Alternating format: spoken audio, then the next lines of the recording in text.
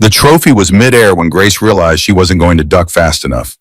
7 months pregnant, standing in her millionaire husband's private study, about to learn that correcting him at dinner would cost her everything. The solid silver polo trophy hit her temple with a crack that sounded almost hollow. Grace fell. Blood pooled on the Persian rug. And Preston? He poured himself scotch. Told her she was being dramatic. But Grace did something Preston never planned for. She called her mother, not just any mother, Dr. Catherine Whitman, renowned neurosurgeon, the kind of woman who doesn't just save her daughter's life. She destroys the man who tried to end it. What happened next became a legal war that exposed secrets Preston had hidden for years. A first wife with the same injury, $50,000 paid to Grace's therapist, offshore accounts, surveillance. A conspiracy so detailed it took years to build. This is the story of how a pregnant woman with a brain injury took on a millionaire and won $12 million, full custody of her daughter, and something even more valuable, her freedom. Stay until the end, because what Grace discovered about Preston's past will shock you, and what she built from the wreckage will inspire you. The trophy was midair when Grace realized she wasn't going to duck fast enough. The Caldwell estate sat on 5 acres in Greenwich, Connecticut. Old money architecture with new money renovations. Grace had spent an hour selecting her outfit that evening. A silk maternity dress in navy blue. Modest, elegant, the kind of dress that said she understood her role as Preston Caldwell's wife. She stood in his private study now, 7 months pregnant, her hand resting on the swell of her belly where their daughter moved and kicked. The room smelled like leather and expensive scotch. Mahogany everything. Walls lined with trophies. Preston called it his trophy room. Grace had learned not to suggest he donate any to charity. The polo tournament trophy was solid silver, 2 feet tall, a mounted horse and rider frozen mid-swing. Preston had won it 3 weeks ago at the Greenwich Polo Club. He'd kissed Grace in front of the Vanderbilts, made her feel chosen, special. Now that same trophy spun through the air toward her head. Grace saw it coming. Saw Preston's arm extend, saw the calculation in his eyes. Not hot anger, cold precision. She tried to move. Her pregnant body was slow, ungainly. 7 months of carrying another human made her clumsy. The trophy connected with her left temple. The sound wasn't dramatic, almost hollow, like knocking on a door, but the impact sent Grace to her knees. Her hand went automatically to her head, touched wetness, looked at her fingers. Red. Blood ran down her hand, down her wrist, dripped onto the Persian rug that cost more than most people's cars. The baby kicked, hard, as if reacting to Grace's shock, as if saying, "Mom, what just happened?" Grace looked up at Preston.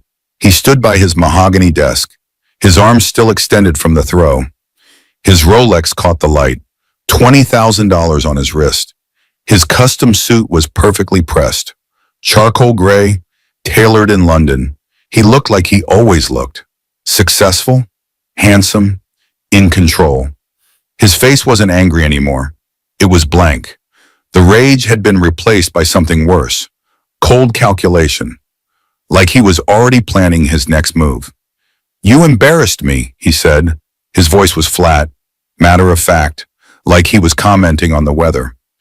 In front of the Vanderbilts. Grace tried to speak. Her tongue felt thick. The words tangled together. Preston, I'm bleeding. The baby. Should have thought about the baby before you contradicted me at dinner. Dinner. Grace's mind struggled to focus. They'd hosted the Vanderbilts, 8 courses, wine pairings. Preston had been talking about a painting in their collection, a Monet. He'd said it was from 1873. Grace had corrected him, gently, so gently. "I think it's actually from 1874, darling, the gallery catalog." She'd watched his jaw tighten, watched the vein in his temple pulse. But he'd smiled, laughed, said, "My wife, the art expert. I defer to her knowledge." Everyone had laughed. The Vanderbilts had complimented Grace's eye. The dinner had continued. Grace had thought she was safe, had thought he'd let it go. She should have known better. Her vision blurred, doubled. She saw 2 Prestons standing by the desk, both of them watching her bleed on the rug. Grace reached for her phone on the side table. Her fingers wouldn't cooperate. She fumbled with it, dropped it, picked it up again. She unlocked the screen, locked it, unlocked it, locked it, unlocked it. Her fingers knew the pattern, but couldn't execute. Like her brain and her hands weren't communicating properly. The baby kicked again, harder this time, almost painful. "Preston," Grace whispered, "please, something's wrong." He finally moved, not toward her, toward the bar cart. Crystal decanters. He poured himself scotch. Macallan 25 year, $2,000 a bottle. He'd told Grace that when he bought it. Told her the price of everything, reminded her that everything she touched belonged to him. "You're fine," he said, sipped his scotch. "Head wounds always bleed like that. You're being dramatic." But Grace wasn't fine. The room tilted. She pressed her hand harder against her temple. The spot where the trophy connected felt wrong. Soft, pulsing. She could feel her heartbeat in the wound. Feel the blood pumping out with each beat. She managed to dial. Not Preston's private doctor. The one on retainer who'd smoothed over problems before. The one who never asked questions. The one who understood that men like Preston Caldwell didn't have problems. They had situations that required discretion. Grace called her mother. Dr. Catherine Whitman answered on the first ring. Neurosurgeon's habit, always available for emergencies. Grace had grown up hearing that ringtone at all hours. Dinner interrupted. Christmas morning paused. Her mother saving lives while Grace learned that some things were more important than family time. "Grace?" "Mom." The word came out thick, slurred, like Grace had been drinking, but she hadn't touched alcohol in 7 months, not since the pregnancy test. "Preston threw something, hit my head. I'm pregnant. The baby." Catherine's voice changed, not mother anymore. "Surgeon." "Where did it hit you, exactly?" "Temple, left side, blood." "I can't. Words aren't." "I'm in New York. I'm coming now. Call 911. Now, Grace. I'm staying on the line." Preston heard. His jaw tightened. He set down his scotch, walked toward Grace. Not rushing, never rushing. Control was everything to Preston, even now, especially now. "Don't be ridiculous," he said. His voice was still calm, reasonable. "I'll take you to Dr. Morrison in the morning if you're still fussing about it." But Grace was already speaking to the dispatcher, giving the address, trying to stay conscious. The room kept tilting, like she was on a boat, like the floor was moving under her. "Ma'am, I need you to stay on the line. Help is on the way. Can you tell me what happened?" Grace looked at Preston. He shook his head. Small movement, warning. My husband, he threw." "She fell," Preston said loudly, speaking over Grace. "My wife fell, hit her head on the corner of the desk. She's pregnant. I'm very worried about the baby." "No," Grace said. "He threw trophy at me." "Ma'am, stay with me. Stay conscious. The ambulance is 3 minutes away." Grace tried to stay present, tried to focus, but the room kept spinning. She lay down on the rug, expensive Persian silk against her cheek, blood soaking into fibers that cost hundreds of dollars per square foot. The baby kicked, steady rhythm, like a heartbeat, like a reminder. "You have to stay awake. You have to protect us both." Grace heard sirens, far away, getting closer. Preston knelt beside her, put his hand on her shoulder. Gentle. He was always gentle when other people were watching. "Hang on, darling," he said, loud enough for the dispatcher to hear. "Help is coming. Everything will be okay." His other hand found hers, squeezed, too tight, painful. His mouth was close to her ear, voice low, intimate. The voice he used in bed, the voice that used to make her feel loved. "You fell," he whispered. "Say you fell, or I will make you regret this." The siren stopped outside, car doors slammed, footsteps on the marble entry, the housekeeper's voice. The study door opened. 2 EMTs rushed in, a young woman and an older man. The woman knelt beside Grace immediately. Her name tag read Jennifer Walsh. She had kind eyes, the kind of eyes that had seen things, that knew things. "Ma'am, I'm Jennifer. Can you hear me?" Grace nodded. The movement made the world spin. What's your name? Grace Caldwell. Okay, Grace, I'm going to examine you. Can you tell me what happened? Preston started to speak. Jennifer held up her hand. Sir, I need to hear from the patient. Grace looked at Jennifer, really looked, saw something in her face. Belief. This woman would believe her. He threw it, Grace said, each word separate, deliberate. Trophy, on purpose, at my head. Jennifer's expression didn't change, but her eyes did, recognition. She'd been on calls like this before. I'm documenting everything you're saying, Jennifer said quietly. Everything I see, okay? She examined the wound. Grace winced. Jennifer pulled out her phone, took photos of the wound, of Grace's face, of the blood on the rug. Then she turned, looked at the trophy lying 8 feet away. Blood on the mounted rider. She photographed that too. Sir, how did the trophy get over there if your wife fell here? Preston opened his mouth, closed it. I'm not sure. Everything happened so fast. Jennifer looked at her partner. Something passed between them. Understanding. We need to transport, she said. Possible traumatic brain injury. She's pregnant. We need OB standing some. They transferred Grace to a gurney. Her silk dress was ruined. Blood-soaked. $800. Preston's credit card. Everything Grace owned came from Preston's credit card. She hadn't had her own money in 6 years, hadn't had her own anything. The ambulance ride was short. 8 minutes to Connecticut Regional Hospital. Jennifer stayed by Grace's side, took her blood pressure, monitored the baby, asked questions. Grace, has anything like this happened before? No, he gets angry, but he's not like this. Does he control things? Your money? Your phone? Where you go? Grace started to say no, started to defend Preston. It was automatic. 6 years of training. Make him look good. Make his anger make sense. Make everything her fault. But she stopped, looked at Jennifer's kind eyes, said yes, everything. He controls everything. Jennifer squeezed her hand. You're brave for telling the truth. The hospital was bright, too bright, fluorescent lights that hurt Grace's eyes. A nurse met them at the emergency entrance. Older woman, efficient. She took one look at Grace and started barking orders. Trauma Bay 3, get OB down here. Get neurology, now. They wheeled Grace into a trauma bay. Machines everywhere. Beeping. The nurse cut away Grace's dress, applied monitors. The fetal monitor went on Grace's belly, and suddenly the room filled with sound. Thump, thump, thump, thump.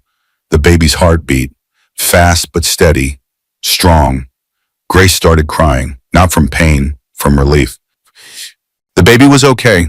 The baby was alive. A doctor arrived, young, maybe 30. She moved fast, checked Grace's pupils, asked her questions. What's your name? Grace Caldwell. What day is it? Saturday. No, Sunday? I'm not sure. Who's the president? Grace knew this. She knew this yesterday, but the answer wouldn't come. Her brain felt foggy, disconnected. I can't remember. The doctor looked at the nurse. Get that CT now. Another doctor came in. Older woman, confident. I'm Dr. Mitchell. I'm the OB on call. Let's check on baby, okay? She used the Doppler. The heartbeat got louder. Dr. Mitchell smiled. Baby sounds great. Strong heartbeat. Good movement. Grace, are you having any contractions? Any pain in your abdomen? No, just my head. I can't think right. That's what worries us. We're going to scan your head. Make sure there's no bleeding in your brain. Bleeding in my brain? The words sounded impossible, like something from a medical drama. Not real life, but this was real life. This was Grace's life. This was what happened when you corrected your husband at dinner. They wheeled her to radiology. The CT scanner looked like a giant donut. Grace had to lie perfectly still.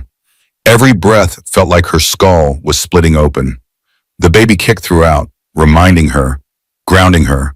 You're still here. We're still here. The scan took 12 minutes. 12 minutes of holding still while her head screamed and her baby kicked and her world fell apart. When they wheeled her back to the trauma bay, Catherine was there. Grace's mother stood by the monitors in her surgical scrubs. She'd driven from Manhattan, 90 minutes, She must have been speeding. Must have been terrified. Mom, Grace said, started crying again. Catherine took her hand, her surgeon hand, steady, strong. I'm here, baby, I'm here. The ER doctor came back with films, digital images on a tablet. He held it up, pointed. Mrs. Caldwell, this is your CT scan. This dark area here? That's blood between your skull and your brain. It's called a subdural hematoma. Grace stared at the image, at her own brain, at the proof of what Preston did inside her head. Is the baby? The baby is fine right now, the doctor said. But Grace, this is serious. This is a traumatic brain injury. The symptoms you're having, the confusion, the difficulty with words, that's because your brain is being compressed by this blood. Catherine moved closer to the screen, studied it with professional eyes. Grace watched her mother's face perform careful neutrality, the face she used when delivering bad news to families. How large is the hematoma? Catherine asked. About 15 milliliters. It's stable right now, but we need to admit her for observation. If it expands, we may need surgical intervention. Surgery? Grace's hand went to her stomach. But the baby will do everything possible to protect your pregnancy, the doctor said. But right now, your brain is our priority. You understand? If this gets worse, you could have a stroke. You could die. Die. The word hung in the air. Grace could die. Because Preston threw a trophy. Because she'd corrected him about a painting date. Catherine stepped forward. Her voice was calm, clinical. Doctor, I need to be clear about something. This wasn't an accident. My daughter was struck with a heavy object by her husband. This needs to be documented, photographed, reported. The doctor's expression shifted, uncomfortable. Dr. Whitman, we can't make assumptions. I'm not assuming, I'm stating facts. My daughter told the EMTs what happened. Jennifer Walsh documented it. The injury pattern is consistent with blunt force trauma. Connecticut is a mandatory reporting state for domestic violence involving pregnant women. Mom, Grace whispered. Preston will face consequences, Catherine said, for the first time in his privileged life. The doctor nodded slowly. I'll make sure social services is contacted, and I'll document everything. They admitted Grace to a private room on the 4th floor, monitors everywhere, IV in her arm, fetal monitor strapped to her belly, the baby's heartbeat filling the room. Catherine pulled a chair close, sat down, took Grace's hand. Tell me everything, she said, from the beginning. And for the first time in 6 years, Grace told the truth. Grace talked. The words came slowly, her brain still foggy from the injury, but she talked about the dinner, about correcting Preston, about the trophy. Catherine listened, didn't interrupt, took notes on her phone, surgeon's habit, document everything. Has he hit you before? Catherine asked. No, never. I mean, he's thrown things, but never at me, at walls, at doors. He threw my phone in the pool once because I was texting Elena too much. What did he do after he threw your phone? He bought me a new one, the newest iPhone. Apologized. Said he'd been stressed with work. He was so sorry. He felt terrible. Catherine wrote that down. What else has he thrown? Grace tried to remember. Her head hurt, but the memories came. A glass at the wall behind me after I suggested we have dinner with Elena and her boyfriend. The glass shattered. I was picking up pieces for an hour. Did he help you clean? No, he went to his study. Later, he came out and said I should be more careful, that I shouldn't make him so angry. He made it your fault. Everything is my fault. Grace said it automatically, then hurt herself, really hurt herself. Oh God, everything is always my fault. Catherine squeezed her hand. That's called blame shifting. It's an abuse tactic. But I do make him angry. I know what sets him off, and I do it anyway. I knew he was stressed about the Vanderbilt dinner, and I corrected him in front of them.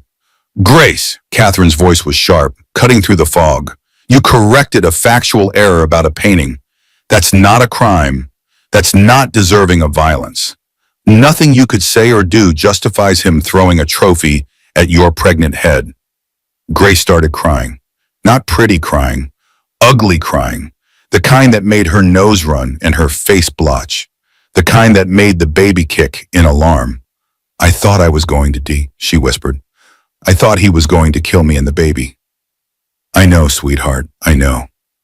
A knock at the door. A police officer entered. Young, maybe 25. He looked uncomfortable, like he didn't want to be there. Mrs. Caldwell, I'm Officer Martinez. I need to ask you some questions about what happened tonight. Grace looked at Catherine. Her mother nodded. Okay, Grace said. Officer Martinez pulled out a notebook. Can you tell me what happened?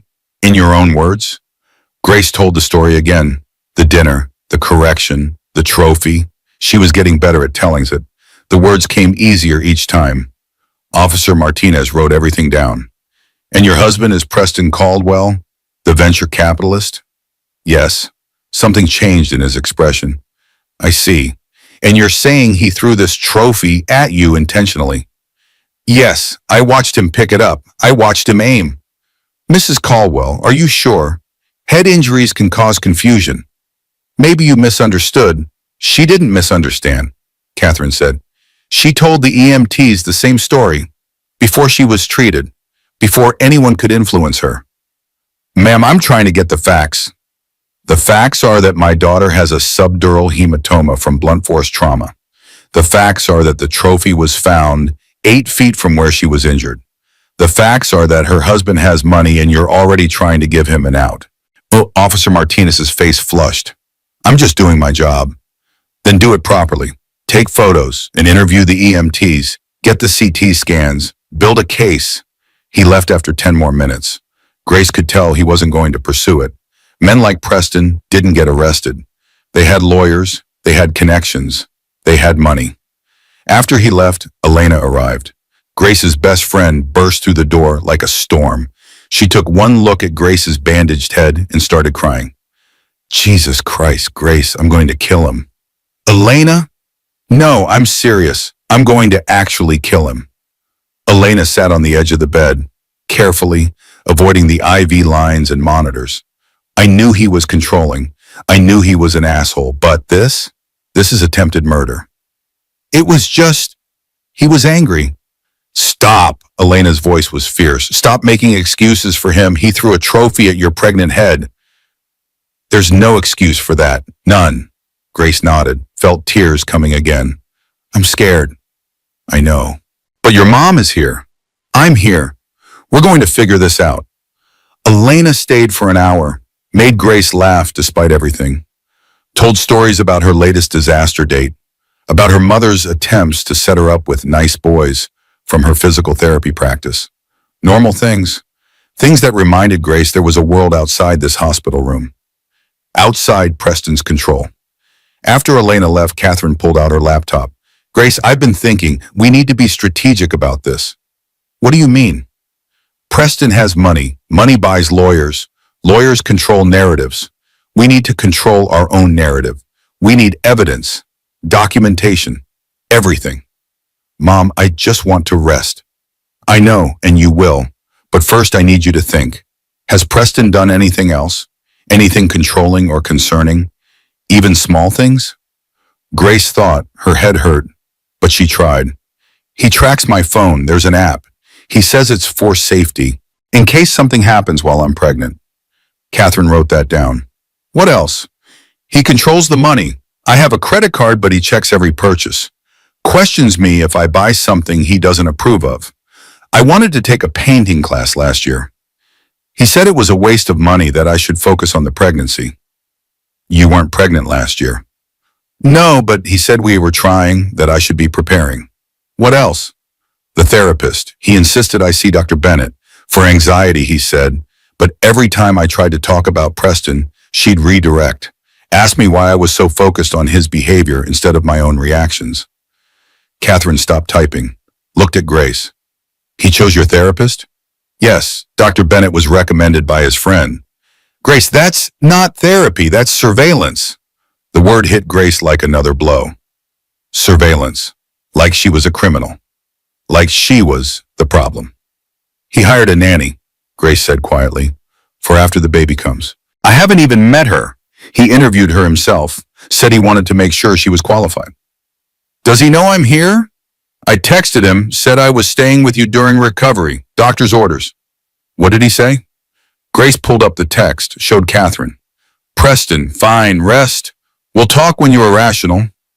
When you're irrational, like Grace was being irrational, like being upset about a head injury was unreasonable. Catherine read it, her jaw tightened. Grace, I want you to consider something. I want you to consider that what Preston has been doing to you for 6 years is called coercive control. It's abuse, even without the trophy, even without physical violence. But he never hit me before. Abuse isn't just hitting, it's isolation, it's financial control, it's monitoring, it's making you doubt yourself. It's systematically dismantling your independence so you can't leave. Grace looked at her pregnant belly, at the monitor showing her daughter's heartbeat. I can't leave. We have a baby. I don't have money. I don't have anywhere to go. You have me, you have Elena, and Grace, we're going to make sure you have options. A nurse came in to check vitals, took Grace's blood pressure, checked the baby, everything was stable. The hematoma wasn't growing. That was good news. After the nurse left, Grace tried to sleep, but every time she closed her eyes, she saw the trophy, saw Preston's face, that cold calculation, that moment when she realized he wanted to hurt her, really hurt her. The baby kicked, strong kicks now, like she was practicing, getting ready for the world outside. Grace put her hand on her belly, whispered, I'm going to protect you. I don't know how yet, but I will. Catherine stayed in the chair by the bed. Grace could hear her typing, working, planning. Her mother had saved hundreds of lives with her surgical skills. Now she was using those same skills to save Grace. At 2 a.m, Grace woke to voices. Catherine was on her phone, speaking quietly, but Grace could hear. Daniel, I need you to meet my daughter, Grace Whitman Caldwell.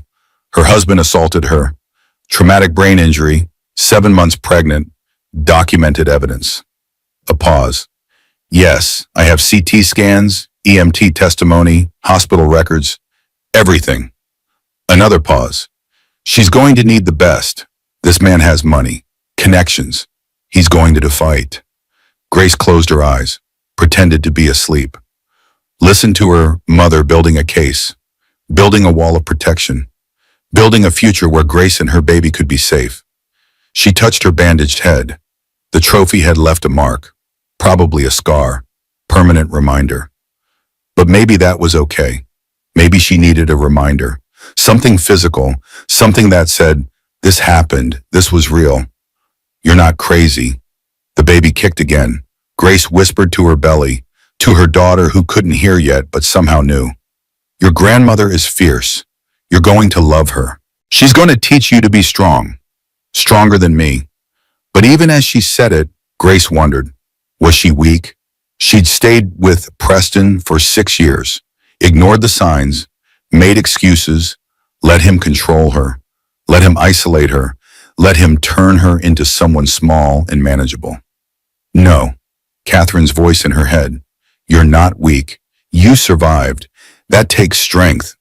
Grace wasn't sure if that was true, but she wanted it to be true. For her daughter, for herself, for all the women who'd stay in rooms with men who threw things and said it was love. She fell asleep to the sound of her baby's heartbeat, to her mother's voice planning their escape, to the beginning of understanding that sometimes survival looked like running, and sometimes it looked like fighting back. Tomorrow they would start building the case. Tonight, Grace just had to breathe, had to keep her brain healing, had to keep her baby safe, had to remember who she was before Preston, before the trophy room. Before she learned to make herself small, she dreamed of her art, of the gallery where she used to show her work, of paintings she'd created before Preston said it was a hobby, before she believed him. In the dream, she was standing in front of a canvas, 7 months pregnant, painting with sure strokes, creating something beautiful, creating something that was hers. She woke at dawn with the dream still fresh, with possibilities still humming in her chest, with the first tiny spark of something that might become hope. Grace was discharged after 48 hours. The subdural hematoma was stable, not growing, not shrinking, just there, a permanent reminder sitting between her skull and her brain. Dr. Hayes, the neurologist, gave her discharge instructions. You need to rest, no stress. Someone needs to be with you at all times in case you have symptoms. Confusion, seizures, loss of consciousness. She'll be staying with me, Catherine said. I'll monitor her. Dr. Hayes nodded. Looked at Grace. Mrs. Caldwell, traumatic brain injury is serious. You may experience cognitive changes, memory problems, difficulty concentrating, mood changes. These can last months. Some may be permanent. Permanent. The words settled over Grace like a weight. Preston had permanently changed her brain, changed who she was, changed how she thought. Will I be able to take care of my baby? Grace asked, her voice small, scared. With support, yes, but you'll need help, especially in the first few months. TBI recovery takes time. Catherine drove Grace to Brooklyn, to the brownstone where Grace had grown up, where she'd spent college breaks, where she'd brought Preston to meet her mother for the first time. Grace remembered that visit, how charmed Catherine had been, how Preston had been so polite, so respectful, how he'd asked Catherine about her work, her research, how he'd seemed genuinely interested. Grace wondered now if that had been an act, if everything had been an act. The brownstone smelled like home, like her mother's perfume, like old books and fresh coffee. Elena was there. She'd brought bags from the Connecticut estate. The housekeeper had packed them. Grace opened the first bag. Everything was perfectly coordinated. Matching sets, designer labels. Nothing Grace had chosen herself. Preston approved every purchase, every outfit, every shoe. Grace couldn't remember the last time she'd bought something just because she liked it. The second bag had her pregnancy journal. Grace hadn't asked for it, but someone, maybe the housekeeper, maybe Preston, had included it. Grace flipped through the pages, her handwriting, her thoughts. Except reading it now felt like reading someone else's diary, someone naive, someone who didn't understand what was happening to her. October 15th, Preston surprised me with a new car today, a Mercedes SUV, safe for the baby, he said. He sold my old car without asking. I was upset at first, but he's right. The Mercedes is safer. Grace remembered that day, how she'd loved her old car, a beat-up Honda Civic from college. It had character, history, but Preston had sold it. Didn't ask, just did it. And Grace had convinced herself it was sweet, that he was protecting her. November 3rd, Preston wants me to stop seeing Elena so much. He says she's not a good influence, that she encourages me to be selfish. I don't think that's true, but maybe he's right. Maybe I am too focused on my friendships instead of my marriage. Grace felt sick reading that. Preston had isolated her, systematically, slowly, and she'd helped him do it. December 20th, I miss painting. I asked Preston if I could set up a studio in the spare room. He said we need that room for the baby, that I should focus on being a mother now. My art can wait. He's probably right. Grace ripped the page out, then another, and another, tearing away the evidence of her own slow erasure.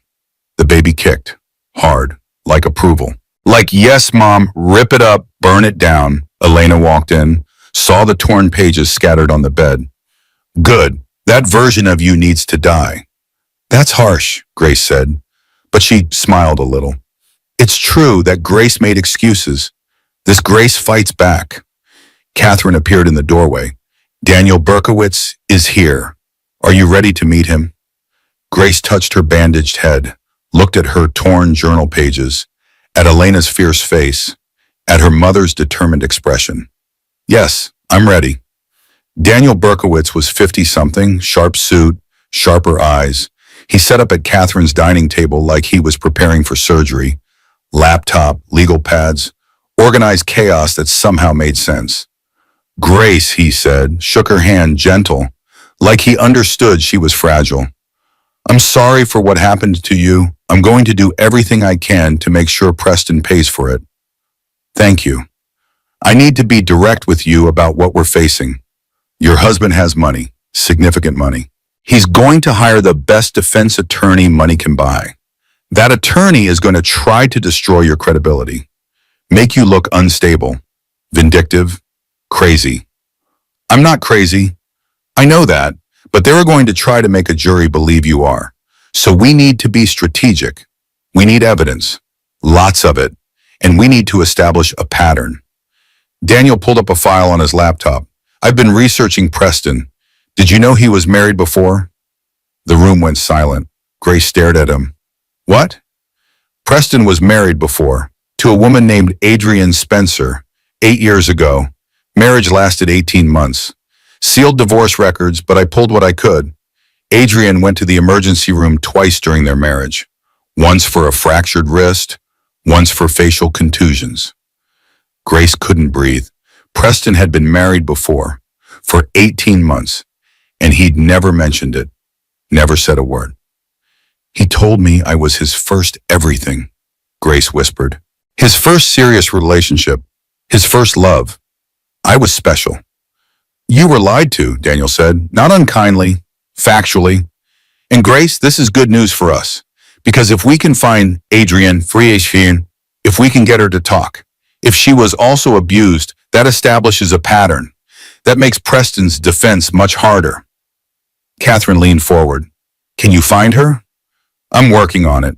She remarried, changed her name, moved to Oregon, but yes, I'll find her.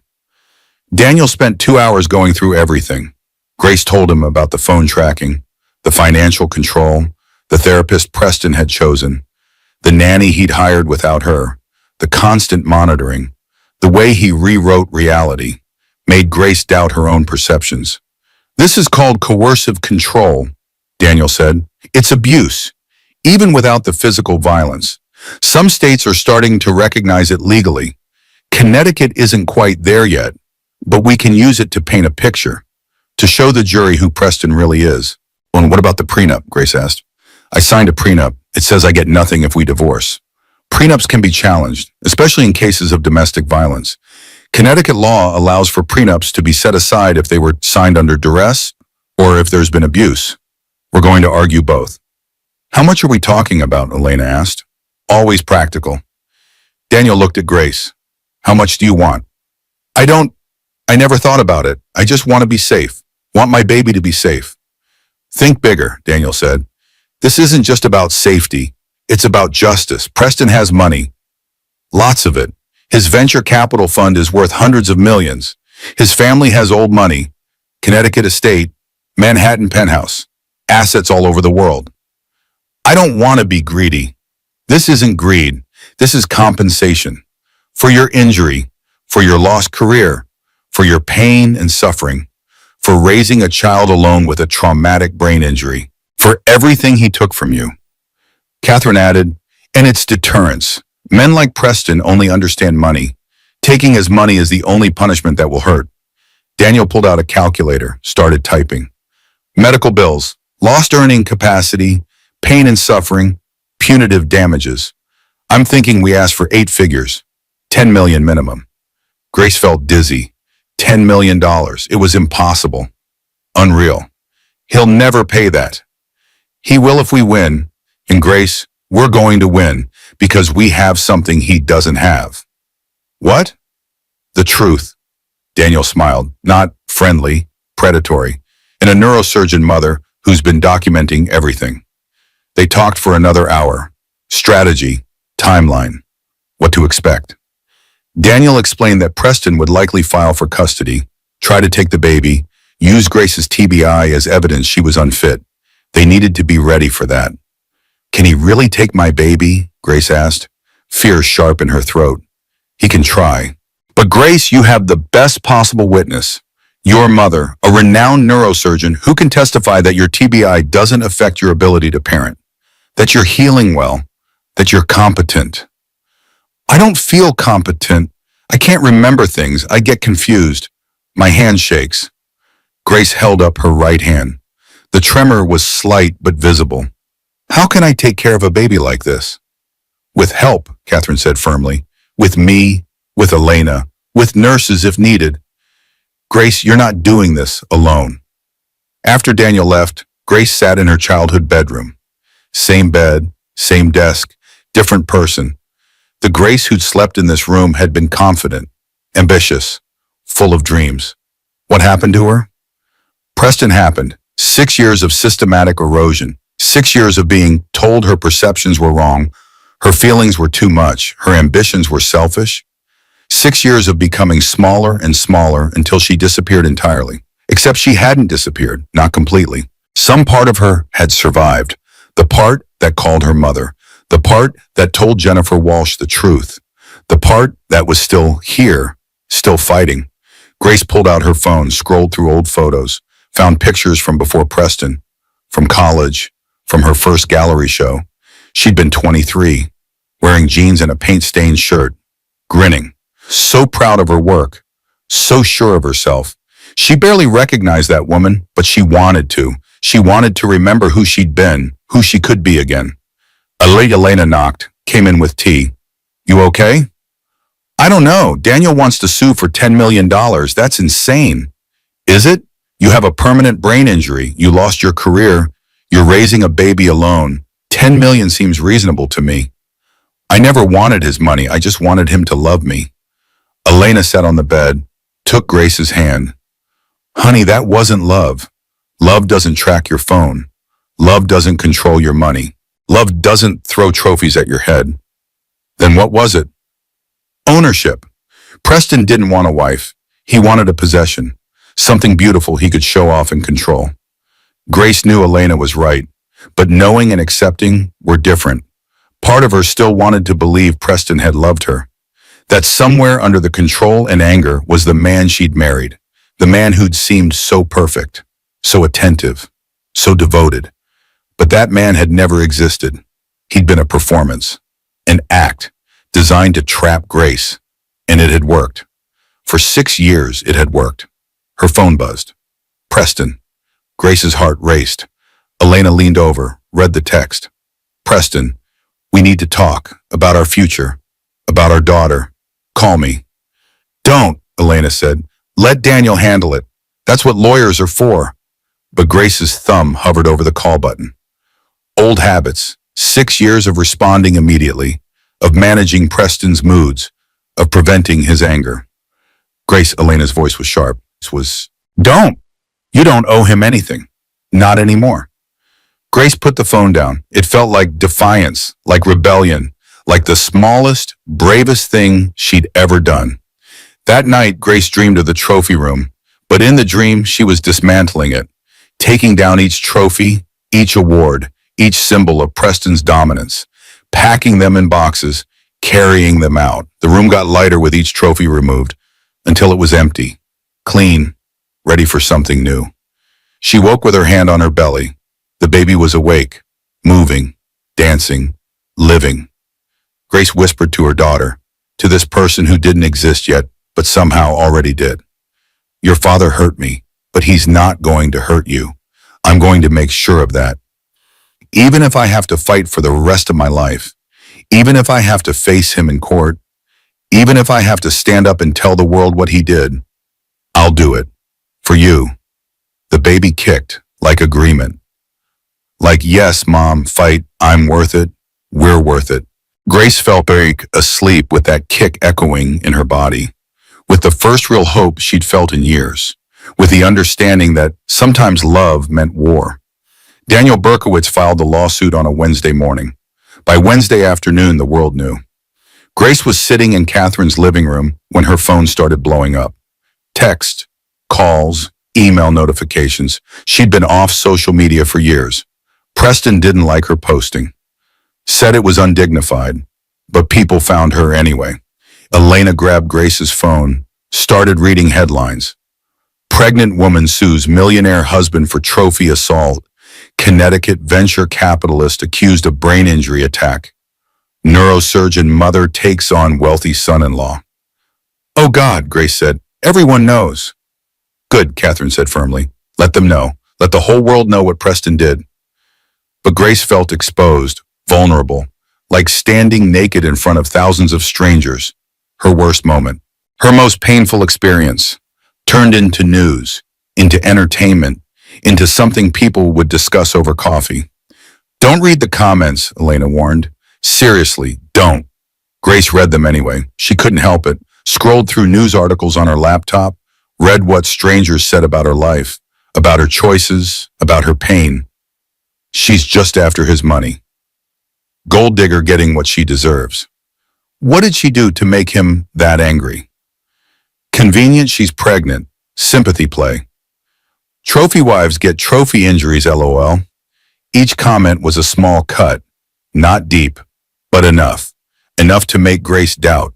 To make her wonder if she was doing the right thing. If people would believe her. If this was all a mistake. Stop reading that garbage, Elena said. Close the laptop. Those people don't know you. They don't know what happened. But what if they're right? What if I am just after money?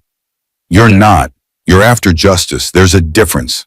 Grace wanted to believe that, but the doubt crept in anyway.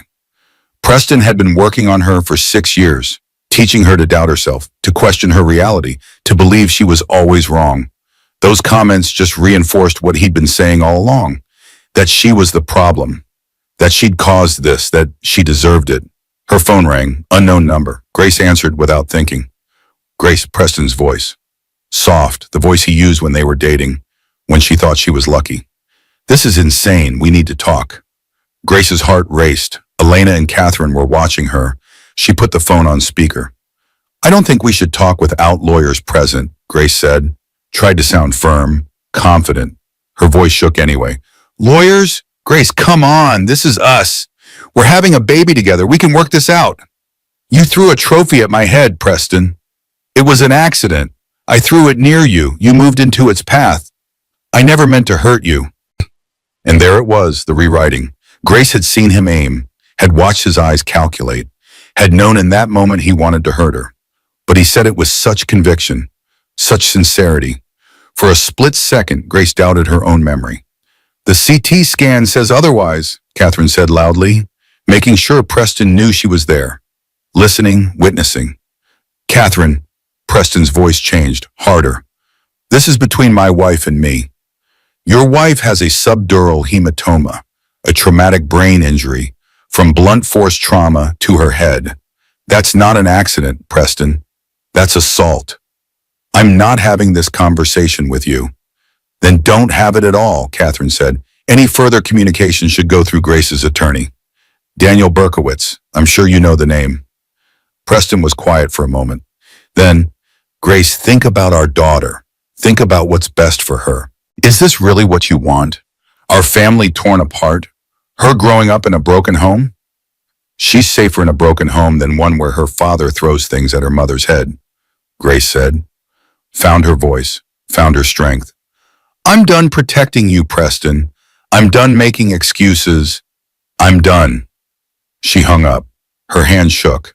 Not from the TB, from adrenaline, from fear, from the huge, terrifying step she'd just taken. Elena hugged her. That was amazing. You were amazing. I feel like I'm going to throw up. That's normal. You just stood up to your abuser. That takes guts. Grace spent the rest of the day trying not to think about Preston, about the lawsuit, about the comments. She tried to rest, to let her brain heal. But every time she closed her eyes, she saw the trophy, saw Preston's face, heard his voice. This is insane. We can work this out. Could they? Was Grace overreacting? Was she destroying her family over one mistake? One moment of anger? No. Catherine's voice in her head. This wasn't one moment. This was 6 years. This was a pattern. This was who Preston really was when you stripped away the money and charm and control. That night, Grace couldn't sleep. The baby was restless, kicking constantly. Or maybe Grace just couldn't distinguish waking from sleeping anymore. The TBI messed with her sleep cycles, made everything foggy, disjointed. At 3 a.m, Grace gave up, went to Catherine's kitchen, made tea she wouldn't drink, sat at the table, stared at nothing. She heard footsteps. Catherine appeared, still in pajamas, hair down, without her doctor armor. Can't sleep? Catherine asked. The baby's awake, or I'm awake. I can't tell. Catherine sat down, reached for Grace's hand. Talk to me. What if I'm wrong? What if I'm overreacting? What if Preston really didn't mean to hurt me? Grace, I've seen your CT scan. I've treated hundreds of head injuries. What happened to you was not an accident. The angle, the force, the location, that was deliberate. But what if people don't believe me? What if the jury thinks I'm just after money? Then we show them the evidence, the medical records, the empty testimony, the pattern of control. We make them see the truth. Grace touched her bandaged head. The scar underneath was healing, but it would always be there, permanent reminder. I'm scared, Mom. No, being brave doesn't mean you're not scared. It means you're scared and you do it anyway. They sat in silence. The kitchen clock ticked. The refrigerator hummed. Normal sounds, peaceful sounds. Grace tried to remember the last time she'd felt peaceful. Before Preston, before the control, before she learned to peg herself small. I miss who I used to be, Rebecca.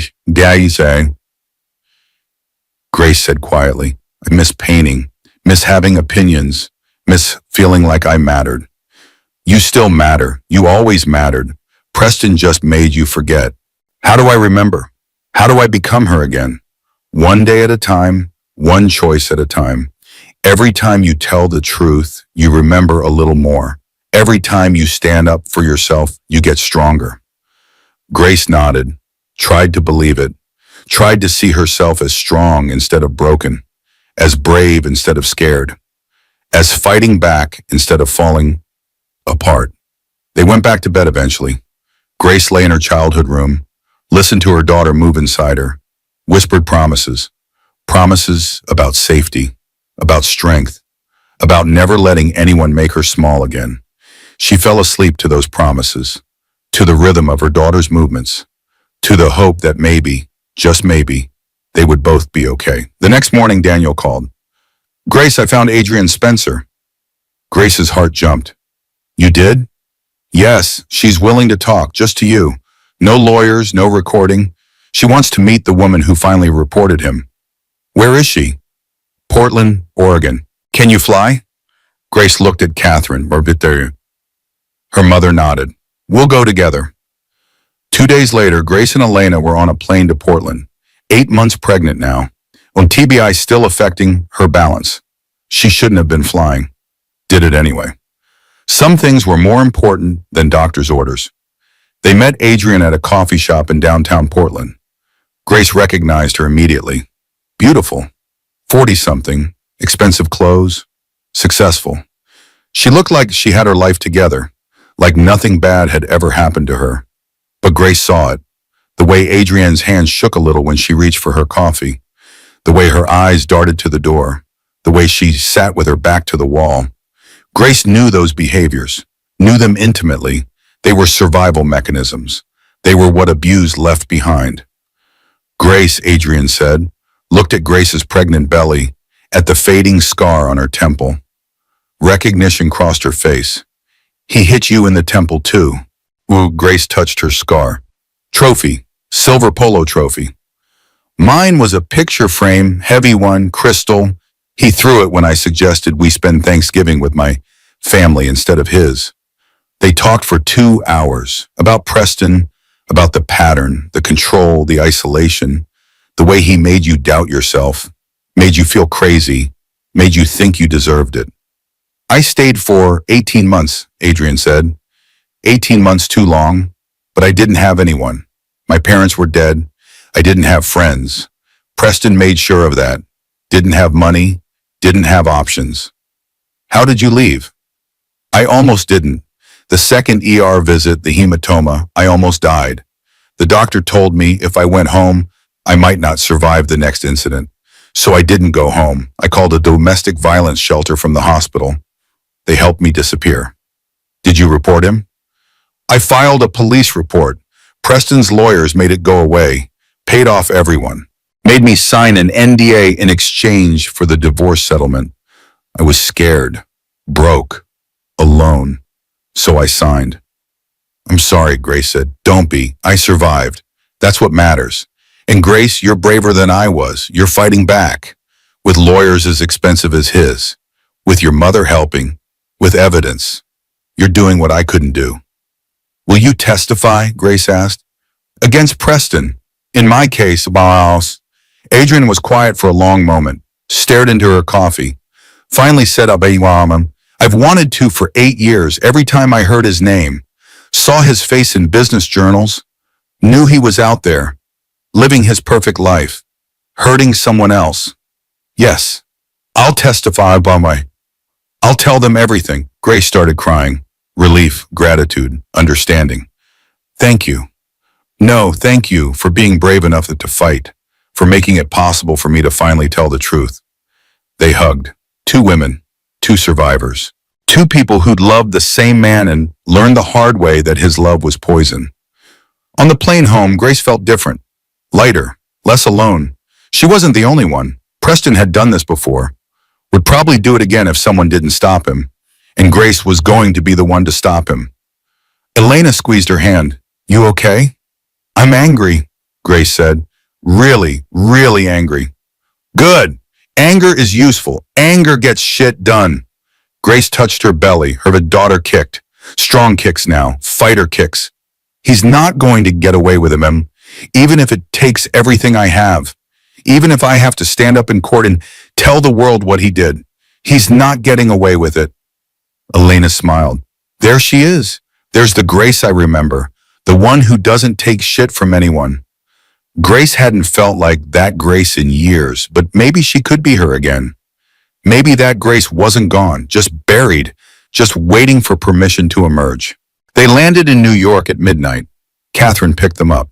How did it go? She'll testify, Grace said. She's going to tell them everything. Catherine's smile was fierce, proud. Then we're going to win. Grace's water broke at 2 a.m. on a Tuesday, 3 weeks early. She was asleep in Catherine's guest room when it happened. Woke to wetness, to pressure, to the understanding that everything was about to change.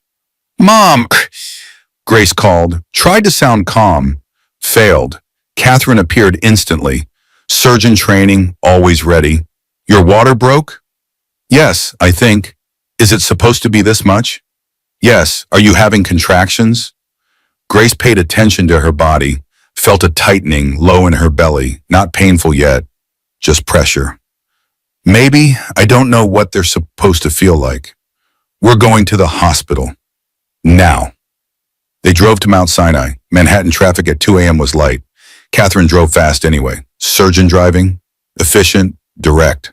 Grace called Elena from the car. It's time, the baby's coming. Elena's voice was thick with sleep. I'm on my way. You got this, Grace. Labor hurt. Grace had read about it, taken classes. Preston had refused to come to the classes. Said he'd be too busy with work. Said his mother would help after the baby came. Said Grace didn't need him there for the birth. But Grace needed someone. Needed Catherine holding her hand. Needed Elena appearing at 4 a.m. with coffee and encouragement. Needed the nurses who were kind, who believed her when she said the pain was bad, who didn't tell her to be quiet, to handle it better, to stop making such a fuss. Contractions came faster, harder. Grace had thought the trophy was pain, but this was different. This was her body tearing itself apart to bring life into the world. This was violence in service of creation. By noon, Grace was exhausted. The baby wasn't descending. Something was wrong. The doctor came in. Dr. Mitchell. The OB who'd checked Grace in the ER. Grace, baby's heart rate is dropping. I think we need to do a C-section. Is the baby okay? She's in distress. The umbilical cord might be compressed. We need to get her out. Grace looked at Catherine. Her mother's face was carefully neutral. Doctor face. But Grace could see the worry underneath. Okay, Grace said. Do it. They prepped her for surgery. Spinal block. Catheter. Draping. Grace was awake for all of it. Could feel pressure but not pain. Could hear the doctors talking. Medical terms. Coordinates. Instructions. Mom? Grace couldn't see Catherine. The surgical drape blocked her view. I'm here, baby. I'm right here. Catherine's voice next to her ear, her hand squeezing Grace's. Grace heard the sound of cutting, felt pulling, pressure, more pulling. Then a cry, high-pitched, angry, alive. It's a girl, Dr. Mitchell said. Unnecessarily. Grace already knew, had known since the ultrasound, but hearing it made it real. And made her exist. They brought the baby to Grace's face, red, screaming, covered in vernix, beautiful, perfect, impossible. "Hello," Grace whispered. "I'm your mom." The baby stopped crying, looked at Grace with unfocused eyes, seemed to recognize her voice, the voice she'd been hearing for 9 months, the voice that had whispered promises and plans and love. "Charlotte," Grace said. "Your name is Charlotte." Not a family name, not Preston's choice, not anyone's decision but Grace's. A name that belonged only to her daughter. A name that meant free.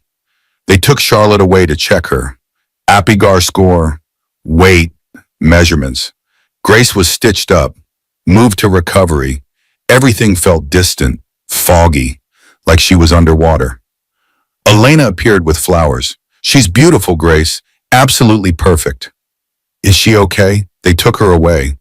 "She's fine, 8 pounds exactly, screaming loud enough to wake the dead. She's pissed about the whole birth thing." Grace laughed, felt the pull of her incision. Pain, but good pain, the kind that meant she was healing, that she'd survived. They brought Charlotte back, placed her on Grace's chest. Skin to skin, the baby rooted around. Found Grace's nipple. Started nursing.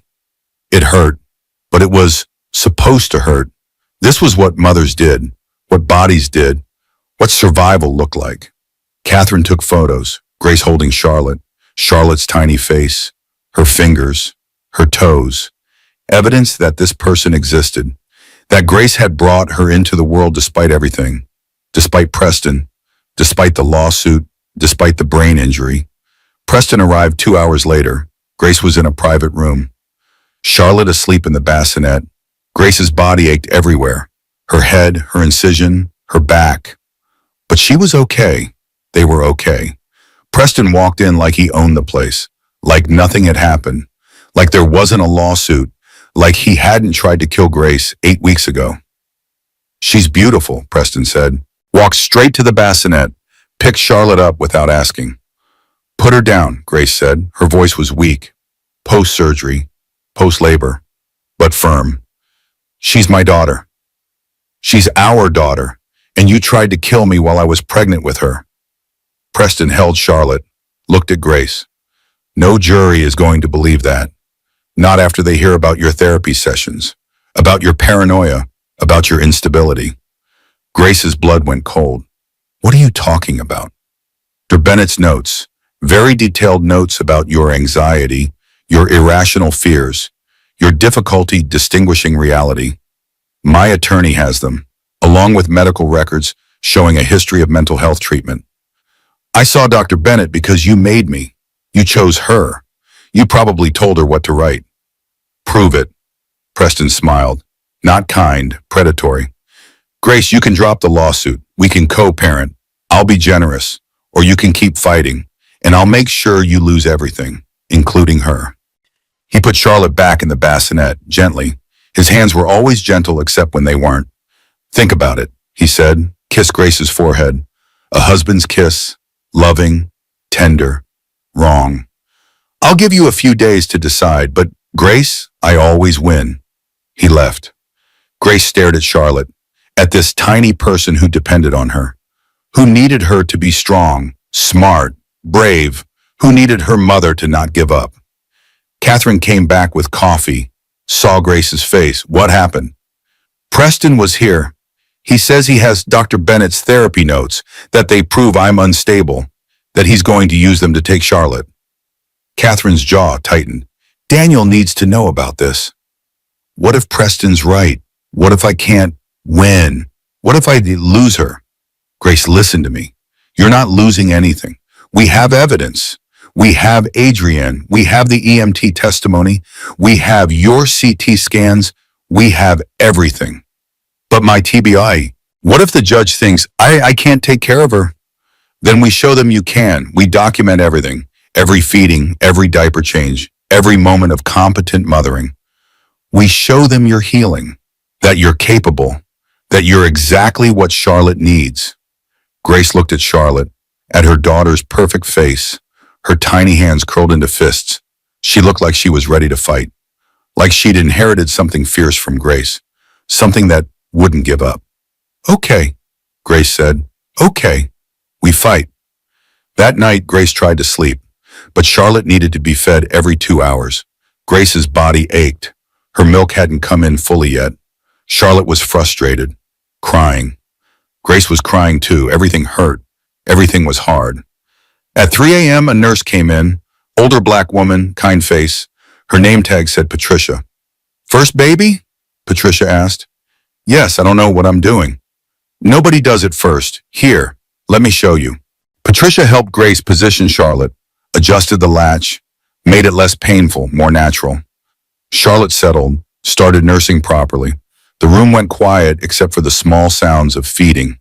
You're doing great, Patricia said. I don't feel like I'm doing great. I have a brain injury. I just had major surgery. My husband is threatening to take my baby. I don't know how I'm going to do this. Patricia was quiet for a moment, then said, Honey, you're already doing it, right now, this moment. You're feeding your baby with a head injury and a C-section incision and a lawsuit hanging over you. If this isn't strength, I don't know what is.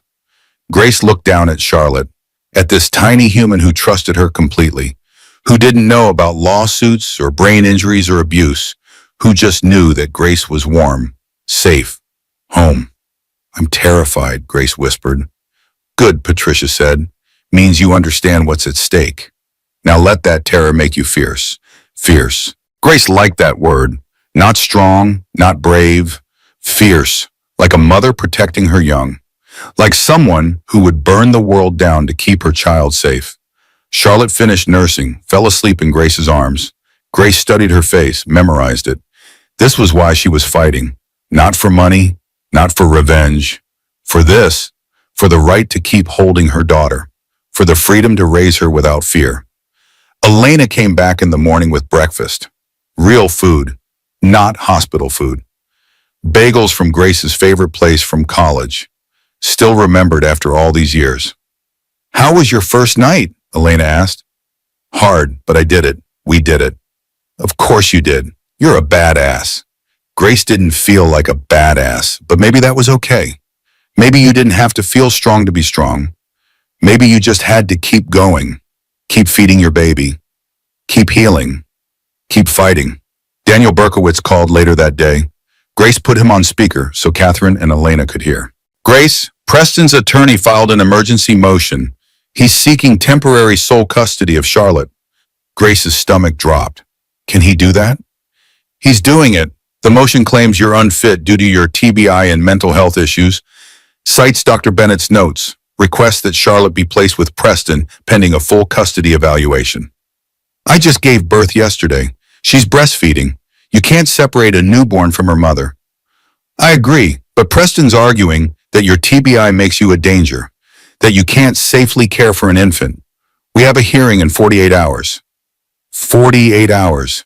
Grace looked at Charlotte sleeping peacefully. 48 hours to prove she was a fit mother. To prove if she could take care of her own child, to prove Preston wrong. What do I need to do? Grace asked. Document everything, every feeding, every diaper, every moment of successful mothering. Catherine, I need you to prepare testimony about Grace's neurological status, about her recovery, about her competence. Done, Catherine said. And Grace, I need you to be ready to testify, to tell the judge what Preston did, what he's been doing. Can you do that? Grace looked at Charlotte, at her daughter's tiny face, at the person she'd fight the world for. Yes, Grace said. I can do that. The hearing was scheduled for Thursday at 10 a.m. Grace hadn't slept. Charlotte was 3 days old, still learning to nurse, still waking every 2 hours, still needing everything. Grace's body was a disaster. Her incision hurt, her head hurt, her breasts hurt, everything leaked. Blood, milk, tears. This was motherhood. This was the reality no one talked about. The brutal, beautiful, impossible reality. Catherine helped her dress, professional but not too formal. A soft sweater, dark pants, something that said, I'm a competent mother, not I'm going to court to fight for my child. Elena stayed home with Charlotte.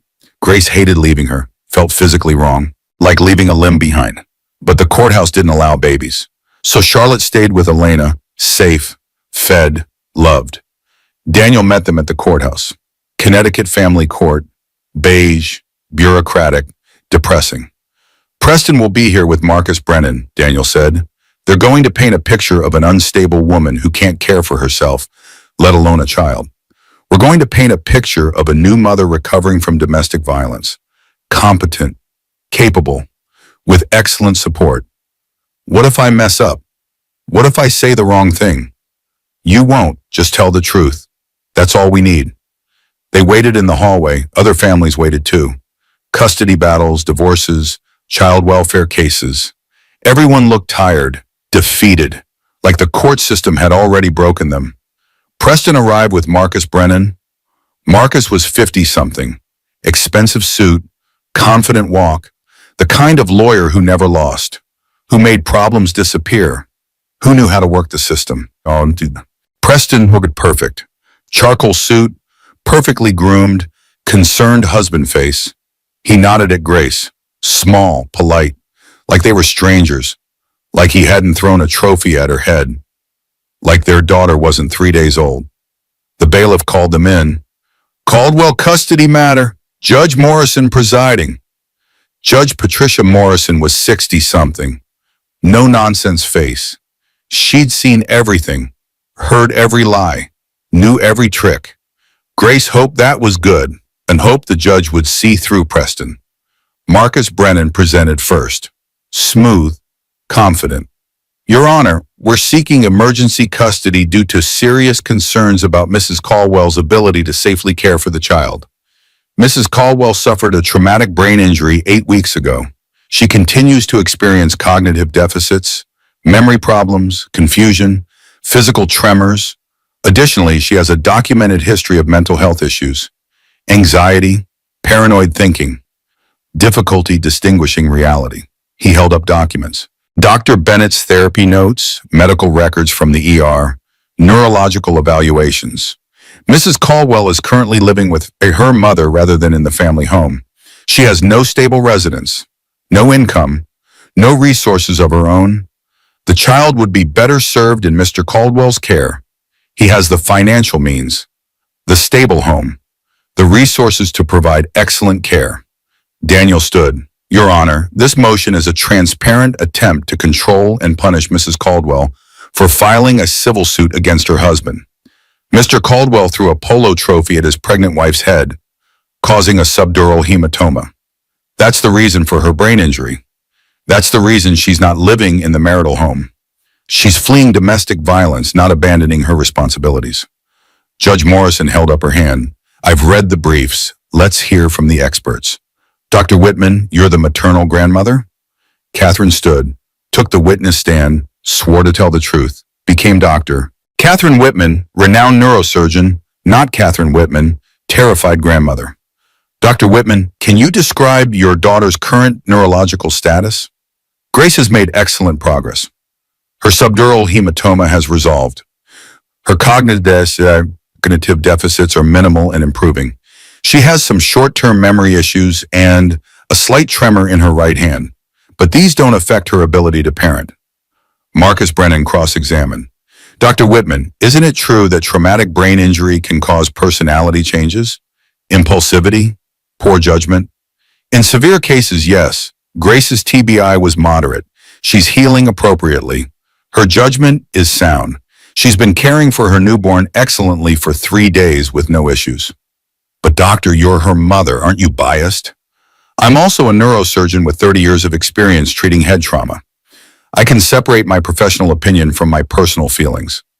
Grace is neurologically capable of caring for her child. So Dr. Hayes testified next, the independent neurological expert. He was calm, professional, clear. I evaluated Mrs. Caldwell last week. Her TBI is healing as expected. Her deficits are minor. There's no neurological reason she can't safely parent her infant. In fact, the stress of separation from her 3-day-old baby would likely worsen her recovery. Marcus tried to poke holes, failed. Dr. Hayes was unshakable. Then Daniel dropped the bomb. Your Honor, we'd like to present testimony from Adrienne Spencer via video conference. Marcus Brennan stood quickly. Objection. This is irrelevant to the custody matter.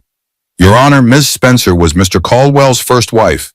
She has relevant testimony about his pattern of behavior. Judge Morrison considered. I'll allow it, but keep it focused. Adrian appeared on the courtroom screen. Professional, composed, beautiful. She looked directly at the camera, directly at Preston. Miss Spencer, you were married to Preston Caldwell? Yes, 8 years ago for 18 months. Can you tell the court what happened during that marriage? Preston was controlling, monitored my phone, controlled my money, isolated me from friends and family. When I tried to resist, he became violent. Can you describe the violence? He threw things, at first at walls, then at me. A picture frame hit me in the face. I had facial contusions, a fractured cheekbone. I went to the ER. Did you tell them what happened? Yes, I said my husband threw it. They documented it, but Preston's lawyers made the report disappear. Did the violence escalate? Yes, the second incident, he pushed me down the stairs. I hit my head. I had a subdural hematoma, small one. But the doctor said if I went home, the next incident might kill me. So I didn't go home. I called a domestic violence shelter from the hospital. Preston's face was stone. No reaction. Marcus Brennan was writing furiously, taking notes, planning his attack. Miss Spencer, why are you testifying today? Because Grace is doing what I couldn't do. She's fighting back. She's protecting herself and her baby. And because if I'd testified 8 years ago, maybe Grace wouldn't have been hurt. Maybe Preston would have faced consequences. Maybe he would have stopped. Daniel sat down. Marcus Brennan stood. Ms. Spencer, isn't it true you signed a non-disclosure agreement regarding your marriage? Yes, in exchange for the divorce settlement. So you're violating that agreement by testifying today? Yes. And you understand that could result in legal consequences, financial penalties. I don't care. Some things are more important than money. Marcus had no response to that. He sat down. Judge Morrison looked at Preston. Mr. Caldwell, I'm troubled by this testimony. Do you have a response? Preston stood, confident, charming. Your Honor, my first marriage was a mistake. We were young, incompatible. I regret that Adrian was hurt, but that was 8 years ago. I've changed, grown, and Grace's situation is different. She's making false accusations because she's angry about the prenup, because she wants my money. I threw a trophy at her head, Your Honor, Daniel said. We have CT scans, EMT testimony, hospital records. This isn't about money. This is about safety. Judge Morrison held up her hand again. I've heard enough. Mrs. Caldwell, I'd like to hear from you. Grace's heart raced. She stood, walked to the witness stand. Her legs shook. Her right hand trembled. She tried to control it. Couldn't. Mrs. Caldwell, how are you feeling? Tired, scared, my body hurts, but I'm okay. We're okay. Can you describe your current living situation? I'm staying with my mother in Brooklyn. She's helping me with the baby, with my recovery. It's temporary until I find my own place. And you're caring for Charlotte, feeding her, changing her? Yes, every 2 hours. She's breastfeeding. She's healthy, happy. We're bonding. Mrs. Caldwell, can you tell me what happened the night of your injury? Grace took a breath, touched her scar. Preston and I hosted the Vanderbilts for dinner. During dinner, I corrected Preston about a painting date. It was a small thing, factual, but he was angry. After the guests left, he told me to come to his study, the trophy room. He said I'd embarrassed him. Then he picked up the polo trophy and he threw it at my head on purpose. I tried to duck, wasn't fast enough. What happened next? I was bleeding, confused. I called my mother. The EMTs came. Preston told them I fell, but I told them the truth. He threw it. I saw him aim. Mrs. Caldwell, do you believe you can safely care for your daughter? Yes, I'm healing. I have help. I'm doing everything right. And Your Honor, I have to keep her. She's mine. I carried her. I gave birth to her. She needs me and I need her. Preston can't take her. Please don't let him take her. Grace was crying, couldn't help it. Couldn't hide it. Didn't try. Judge Morrison's expression didn't change. But she wrote something. Long note. Thoughtful. I'm going to recess for 20 minutes. I'll return with my decision. 20 minutes felt like hours. Grace sat with Catherine and Daniel, waited, prayed, made bargains with the universe. With anyone who might be listening, please, please let me keep my baby. Judge Morrison returned. Everyone stood, sat. Grace's heart pounded so hard she could hear it. I've reviewed the evidence, Judge Morrison said, the medical records, the testimony, the circumstances. While I have concerns about Mrs. Caldwell's recovery from traumatic brain injury, I also have significant concerns about Mr. Caldwell's behavior. Grace couldn't breathe. The testimony from Ms. Spencer establishes a pattern. The medical evidence supports Mrs. Caldwell's account of the assault. And the simple fact is that a 3-day-old breastfeeding infant belongs with her mother absent extraordinary circumstances. Therefore, I'm denying the motion for emergency custody. Charlotte will remain with Mrs. Caldwell. Mr. Caldwell may have supervised visitation. 2 hours, twice per week, at a neutral location with a court-appointed supervisor. Grace gasped.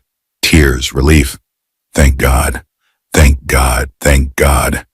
However, Judge Morrison continued, I'm ordering a full custody evaluation. Both parents will be assessed.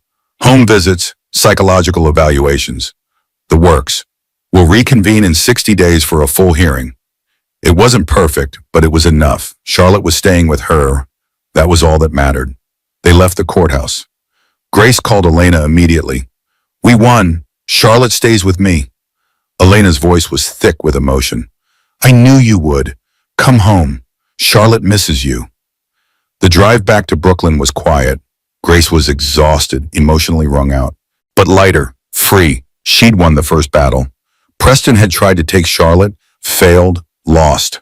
When they got home, Grace went straight to Charlotte, held her, breathed her in and baby smell, milk and powder and something indefinable, something that said mine, safe, loved. I'm not going to lose you, Grace whispered. I'm going to fight as hard as it takes, as long as it takes. You're mine forever. Charlotte made a small sound, not quite a cry, just a sound, like she understood, like she knew her mother would protect her, no matter what. The custody evaluation started 2 weeks later. A woman named Dr. Sarah Phillips came to Catherine's brownstone. Mid-40s, neutral expression, professional distance. She watched Grace with Charlotte, observed feeding, diaper changes, bath time, took notes on everything. Grace felt like a specimen, like something being studied rather than a mother caring for her child. Tell me about your support system, Dr. Phillips said. My mother? She's a neurosurgeon. She's been incredible, helping with everything. And my best friend, Elena, she's a physical therapist. She comes over almost every day. And the father, Preston Caldwell? He has supervised visitation, twice a week, 2 hours each time, at a family center in Manhattan. How does that go? Grace thought about the visits. Preston arriving in expensive suits, holding Charlotte like a prop, taking photos for his Instagram, playing devoted father for his audience. But with Grace, he was cold, distant, angry. He's polite, appropriate with Charlotte. But with you? He doesn't speak to me unless necessary. He's still trying to get me to drop the lawsuit, threatening me, saying I'll lose everything if I don't. Dr. Phillips wrote that down. Has he threatened you directly? Not in front of the supervisors, but he texts, calls, always from blocked numbers, telling me I'm destroying our family, that I'm an unfit mother, that he's going to prove it. Do you have these texts? Some, he deletes them or uses apps that disappear. He's careful. Grace, I need to be honest with you. Preston's attorney has provided Dr. Bennett's therapy notes. They're concerning. They paint a picture of someone struggling with anxiety, paranoid thinking, difficulty with reality. Grace's stomach dropped. That's not... I wasn't paranoid. I was being gaslighted. Preston controlled everything. I told Dr. Bennett that, but she framed it like I was imagining things. Did you know Dr. Bennett was recommended by Preston? Yes, he said she was excellent, that she specialized in pregnancy anxiety. I trusted him. Grace, do you see how that looks? Preston chose your therapist. That therapist documented concerns about your mental health. Now those concerns are being used against you in custody court. I know, it was planned, all of it. He was building a case against me in case I ever fought back. Dr. Phillips studied Grace. Do you really believe that? That your husband spent years planning to use your therapy against you? Yes, because that's who Preston is. He's strategic, methodical. Everything he does has a purpose. Grace could see the doubt in Dr. Phillips' face. The question, is Grace really that controlled? Or is she paranoid? This was the problem. Preston's abuse was sophisticated, invisible, the kind that left no bruises except the ones on Grace's brain, the kind that made people think she was crazy instead of credible. Dr. Phillips left after 3 hours. Grace felt defeated, exposed, like she'd failed some test she didn't know she was taking. That night, Grace couldn't sleep. Charlotte was finally sleeping in 4-hour stretches. But Grace was awake, staring at the ceiling, thinking about Dr. Phillips' face, the doubt, the question marks. What if people didn't believe her? What if the evaluation went against her? What if Preston won? Grace got up, went to Catherine's kitchen, sat in the dark. Her phone buzzed. Block number. She answered anyway. Knew it was Preston. Grace. His voice was soft, intimate. You can't win this. You know that, right? Stop calling me. I'm trying to help you. If you drop the lawsuit, I'll agree to joint custody. 50-50. We can co-parent. Both be in Charlotte's life. You tried to kill me, Preston. No, I made a mistake. One mistake. And you're trying to destroy my life over it. Is that fair? Grace wanted to scream, wanted to throw her phone, wanted to reach through the line and shake him. Fair? You gave me a brain injury. You're using my therapy notes against me. You're trying to take my baby. Where's the fairness in that? Grace, I'm giving you a chance. One chance. Drop the lawsuit. Accept joint custody, or I promise you I will take Charlotte. I will prove you're unfit, and you will lose everything. He hung up. Grace sat in the dark, shaking, furious, terrified. She found herself in the bathroom, sitting in the empty tub, fully clothed, like she had at the hospital, like she'd done at Catherine's after particularly bad days. This was her safe space, her place to fall apart, where no one could see her, where she didn't have to be strong or brave or competent. She sat there for an hour, maybe more. Lost track of time, just sat in the tub, wearing her pajamas, crying silently so Charlotte wouldn't wake. She thought about giving up, about dropping the lawsuit, about accepting Preston's terms. It would be easier, safer, less painful. But then what? Then Charlotte grows up thinking it's normal, thinking her father's control is love, thinking women should accept abuse to keep the peace, thinking she should make herself small to make men comfortable. No, Grace couldn't do that, wouldn't do that, even if she lost, even if Preston took everything. She had to try. For Charlotte, for herself, for all the women who couldn't fight. She heard footsteps. Catherine appeared in the bathroom doorway, didn't ask questions, just sat on the edge of the tub. I can't do this, Grace whispered. I'm not strong enough. You're doing it right now. That's all strength is. Showing up even when you want to quit. Preston called, threatened me, said he's going to take Charlotte, said he can prove I'm unfit. He's trying to scare you into giving up. That's what abusers do. They can't win on facts, so they win on fear. What if he's right? What if I am unfit? What if my TBI makes me a bad mother? Grace, look at me. Catherine's voice was fierce. You are an excellent mother. You feed Charlotte. You comfort her. You protect her. You show up every day despite pain and exhaustion and trauma. That's not unfitness. That's heroism. Grace wanted to believe her. Tried to, but the doubt was there. Planted by Preston, watered by Dr. Bennett, growing in the dark places of Grace's mind. She eventually went back to bed, lay next to Charlotte's bassinet, watched her daughter sleep, memorized her face, her tiny hands, her perfect ears, everything. If Preston took her, Grace wanted to remember, wanted to carry every detail, every moment, every second they had together. Charlotte woke at 3 a.m., hungry. Grace fed her, changed her, rocked her back to sleep, did all the things mothers do, all the small, invisible, essential things. And in that moment, Grace understood. This was the fight, not the courtroom, not the lawyers, not the money.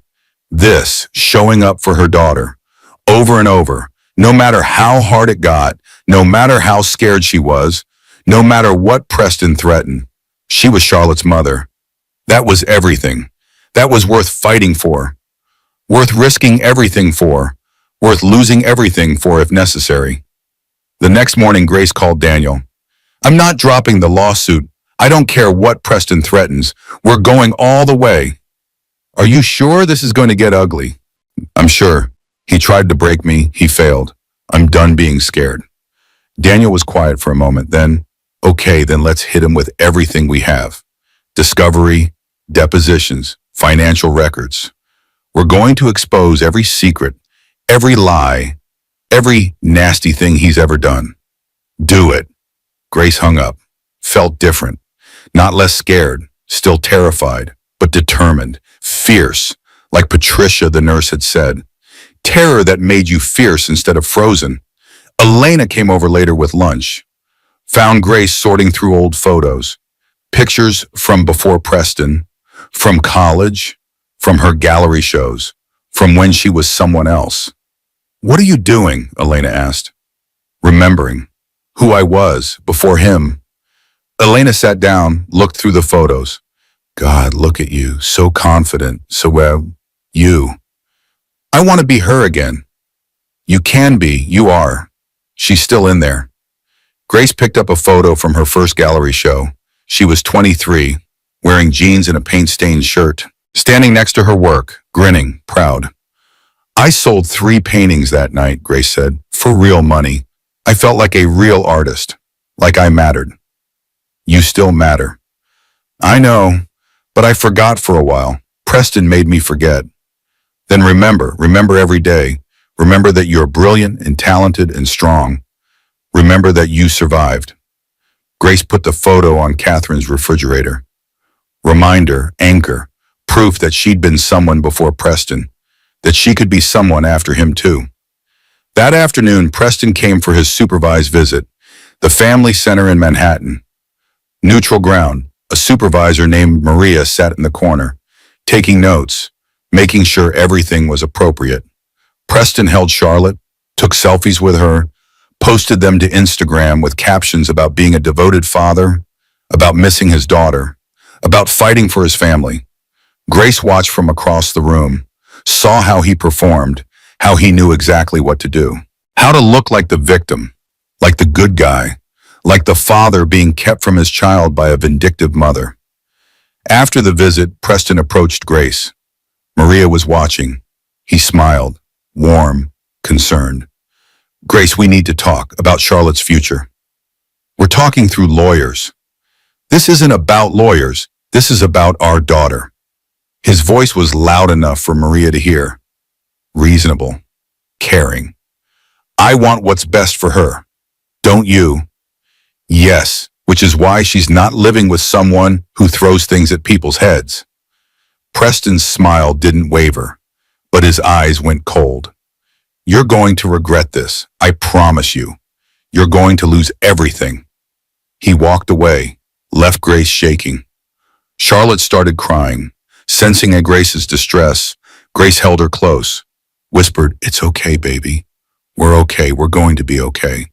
But she wasn't sure if that was true, wasn't sure if they would be okay, wasn't sure of anything anymore, except that she had to keep fighting, had to keep showing up, had to keep trying, even if trying meant sitting in bathtubs fully clothed at 3 a.m., even if it meant breaking down in parking lots, even if it meant fighting every single day for something that should have been hers without question. She was Charlotte's mother. That was worth everything. Worth every fight, every tear, every moment of terror that made her fierce instead of frozen. Daniel Berkowitz's discovery process was brutal.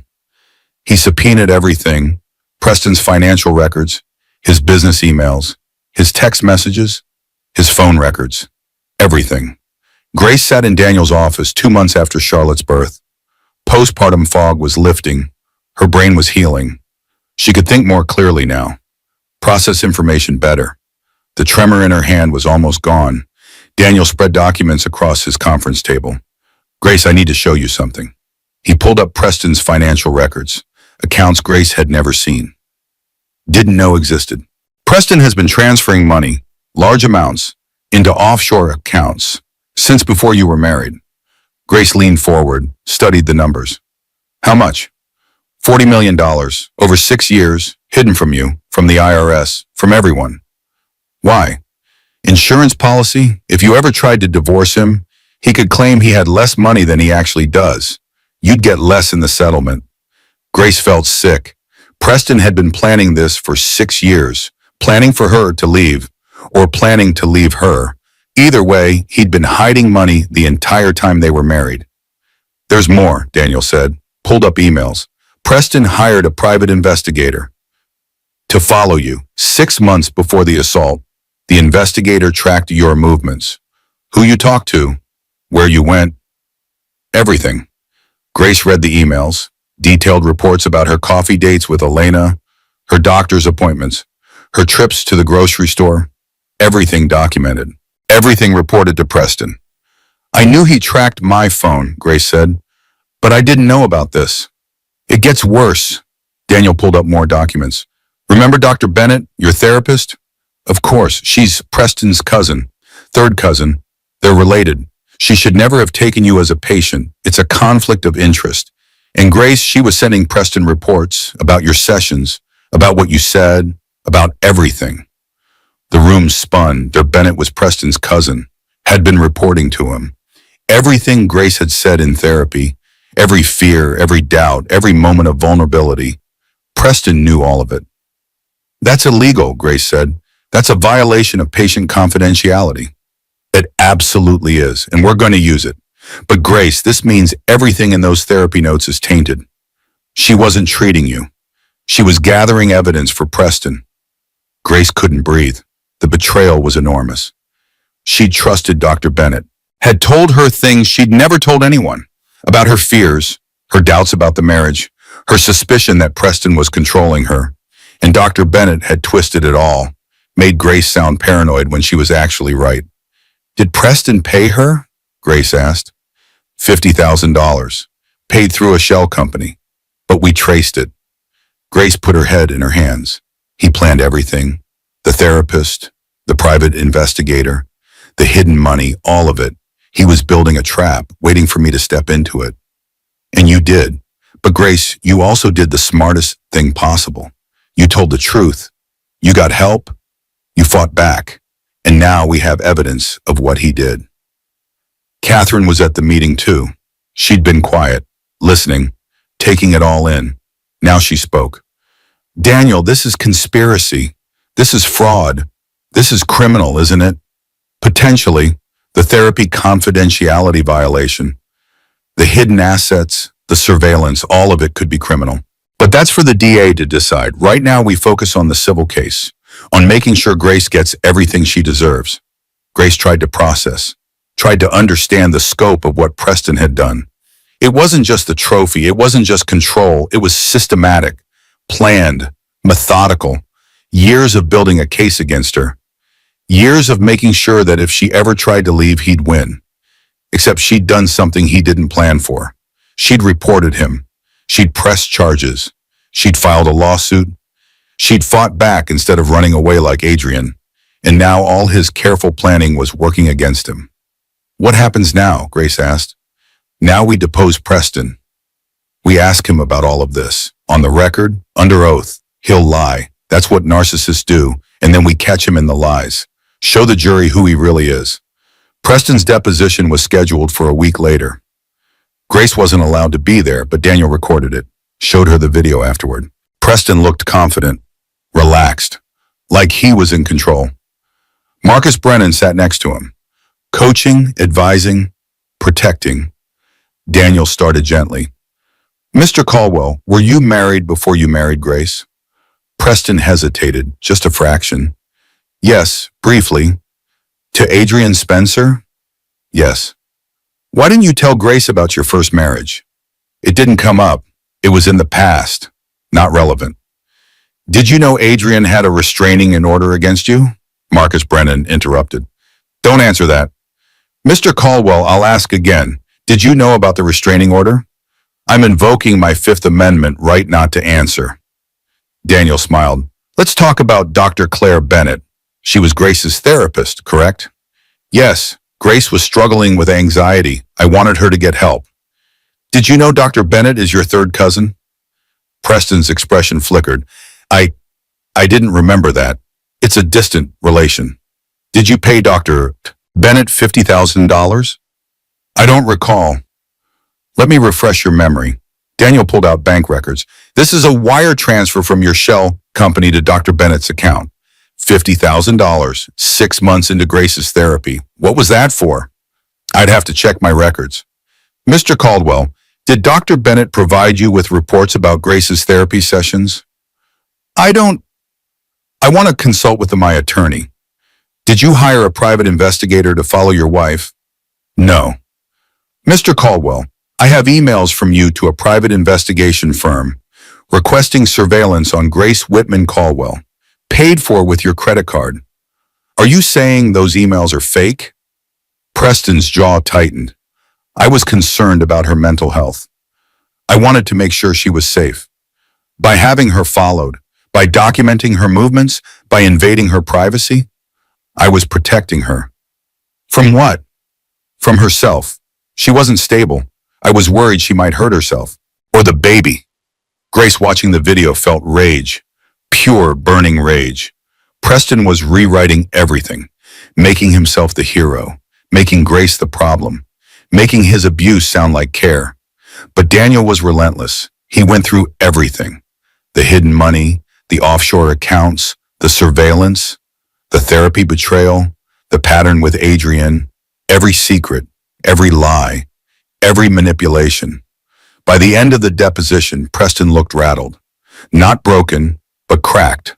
Like Daniel had found the weak spots and was systematically destroying them. How did he do? Grace asked when the video ended. Terribly. He lied. He contradicted himself. He invoked the Fifth Amendment multiple times. The jury's going to hate him. When is the trial? 4 months. We'll be ready. 4 months. Grace would be 6 months postpartum. Charlotte would be half a year old. Her TBI would be healed. She'd be stronger, clearer, ready. That night, Grace looked at herself in the mirror. Really looked. Not at her reflection. At herself. Who she was now. After everything. Her scar was faded. Barely visible. But she knew it was there. Permanent reminder. Not of trauma. Of survival. Her body was different. Post-pregnancy, post-C-section, softer, stronger, changed. Her eyes were different too. Older, wiser, sadder but fiercer, like she'd seen something terrible and come through it anyway. She wasn't the woman from the gallery photos, the confident 23-year-old who didn't know what abuse looked like, who thought she was invincible. But she wasn't the woman in the trophy room either. The one who'd made herself small, who'd accepted control as love, who'd doubted her own reality. She was someone new, someone forged in fire, someone who'd been broken and put herself back together, someone who fought.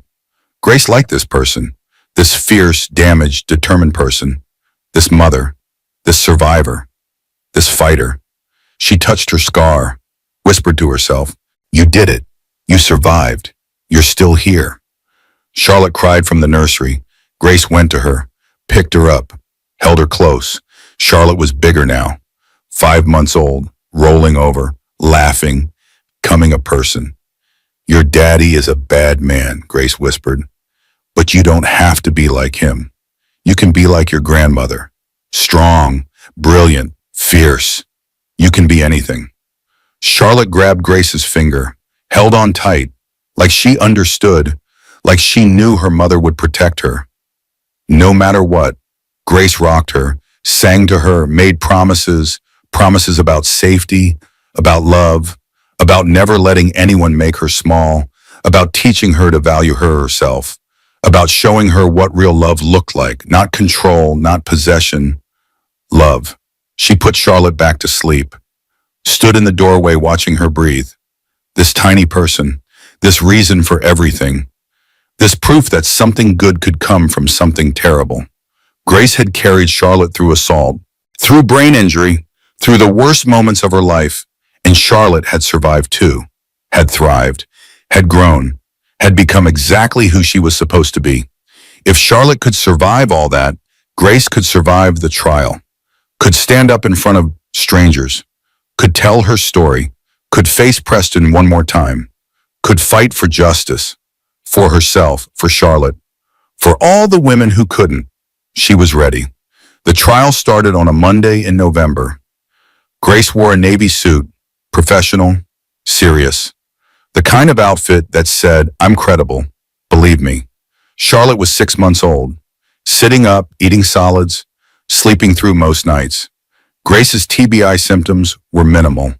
She could think clearly, speak without slurring, remember things. She was healed. Not the same as before, but whole again, different but functional. The courthouse was packed. Media, spectators, people who wanted to see the millionaire face his pregnant wife, people who loved drama, people who needed to believe Grace or Preston, people who had their own stories of abuse, people who thought Grace was lying for money. The jury was selected over 2 days, 12 people, 8 women, 4 men, mixed ages, mixed backgrounds. They would decide. They would determine if Preston owed Grace millions, if he was guilty of assault, if justice existed. Daniel's opening statement was powerful, clear, direct. Ladies and gentlemen of the jury, this is a simple case. Preston Caldwell threw a polo trophy at his pregnant wife's head. He caused a traumatic brain injury, a subdural hematoma. He could have killed her, could have killed their unborn child. And when she called for help, he tried to cover it up, tried to make her Laura crazy, tried to take her baby. This is a case about power, about control, about what happens when a rich man thinks he can hurt a woman and get away with it. We're here to prove he can't. Marcus Brennan's opening was different, sympathetic, emotional. Ladies and gentlemen, this is a tragedy, a marriage falling apart. Preston Caldwell loves his wife, loves his daughter. Yes, he made a mistake, a terrible mistake. He threw an object in anger. It hit Grace. He regrets it deeply. But Grace is trying to destroy him, to take millions of dollars, to use their daughter as a weapon, to punish him for one moment of anger in an otherwise loving relationship. This isn't justice. This is revenge. The trial lasted 3 weeks. Witness after witness, evidence after evidence. The story told and retold from every angle. Jennifer Walsh testified first, the EMT who'd responded to the call. When I arrived, Mrs. Caldwell was conscious but confused. She had a significant laceration to her left temple, blood loss. The injury pattern was consistent with blunt force trauma. She told me her husband threw a trophy at her. She was clear, coherent, specific. I documented everything. Marcus Brennan cross-examined. Miss Walsh, isn't it true that head trauma can cause confusion? False memories? Yes, but Mrs. Caldwell's story never changed. She told me the same thing at the scene, in the ambulance, at the hospital. That consistency indicates accuracy. Dr. Catherine Whitman testified, not as mother, as neurosurgeon. I reviewed my daughter's CT scan. The subdural hematoma was significant. 15 milliliters of blood between the skull and brain. The location and size indicated a high-force impact. This wasn't a simple fall. This was a violent blow to the head. Could it have been accidental? Possible, but unlikely. The trajectory, the force, the specific location, all indicate an aimed throw, not an accidental impact. Dr. Hayes testified about Grace's recovery, her current neurological status, her prognosis. Mrs. Caldwell has made excellent progress. Her cognitive function is good. She has some residual short-term memory issues, some difficulty with complex tasks. But overall, she's functional, independent, capable. Dr. Hayes, is the injury permanent? Some effects may be permanent. The brain is plastic. It adapts. But trauma changes it. Mrs. Caldwell will always have this injury, always have this history, always have this risk. Adriana Spencer testified. Via video again, her face on a large screen, her story filling the courtroom. Preston was charming at first, attentive, generous. Then slowly he became controlling, monitoring my phone, questioning my friends, isolating me. When I resisted, he became violent. Threw things, at walls, then at me. The violence escalated. The second time I almost died. I had a subdural hematoma, just like Grace. He has a pattern. Marcus Brennan attacked her credibility. Miss Spencer, you signed a non-disclosure agreement. You're violating it by testifying. I don't care. You're risking financial penalties, legal action. Why? Because Grace is doing what I couldn't do. She's fighting back. And because if I'd spoken up 8 years ago, maybe she wouldn't be here. Maybe Preston would have faced consequences. Maybe he would have stopped. Isn't it true you received $200,000 in your divorce settlement? Yes. So you profited from your accusations? I survived my accusations. There's a difference. The most damaging testimony came from Preston's former business partner, a man named Richard Hoffman. Daniel had found him during discovery. Richard had left Preston's venture capital firm 3 years ago, left angry, left with stories. Preston has a temper, Richard had testified, in private, never in public. But in the office, behind closed doors, he'd throw things. Phones, staplers, coffee mugs. He threw a laptop once, shattered it, then made his assistant clean it up and buy a new one. Did you ever see him direct this anger at a person? Once, an intern made a mistake on a presentation. Preston threw a 3-hole punch at him, hit him in the shoulder. The intern quit the next day. We gave him a settlement, made him sign an NDA. How much? $25,000 to stay quiet about being assaulted by his boss. The courtroom buzzed. Preston's face was stone. Marcus Brennan was furious. This was new information, devastating information. Elena testified about Grace's state before and after Preston, about the isolation, the control, the gradual disappearance of Grace's personality. She stopped painting, stopped seeing friends, stopped having opinions. It was like watching someone fade, like she was being erased. Did you say anything? I tried, but Grace defended him, made excuses. That's what abuse does. It makes you protect your abuser. Finally, Grace testified. She'd been dreading this, practicing with Daniel for weeks, knowing that everything depended on this, on whether the jury believed her, liked her, saw her as credible. She took the stand, swore to tell the truth, looked at the jury, 12 strangers who held her future in their hands. Daniel started gently. Grace, tell the jury about your relationship with Preston, how it began. Grace told the story, the whirlwind romance, the charm, the attention, how special he made her feel, how lucky she thought she was. When did things change? Slowly, after we got married. Little things at first. He didn't like my friends, thought they were bad influences. He wanted me to focus on our marriage, on him. I thought that was normal, romantic even. What else changed? He started monitoring my phone, said it was for safety. He controlled the money, said it was better if he managed our finances. He chose my clothes, my schedule, my activities. He made me see a therapist he selected, Dr. Bennett. Did you know Dr. Bennett was his cousin? No, not until Daniel discovered it. I trusted Preston. I thought he was helping me. Tell the jury about the night of the assault. Grace took a breath, touched her scar, an unconscious gesture. The jury noticed. We hosted the Vanderbilts for dinner. During dinner, Preston was talking about a Monet painting we own. He said it was from 1873. I corrected him, gently, said I thought it was 1874. The Vanderbilts complimented my knowledge. Preston smiled, laughed, seemed fine. What happened after the guests left? Preston told me to come to his study, the trophy room. He was angry, said I'd embarrassed him, made him look stupid. I tried to apologize, but he kept getting angrier.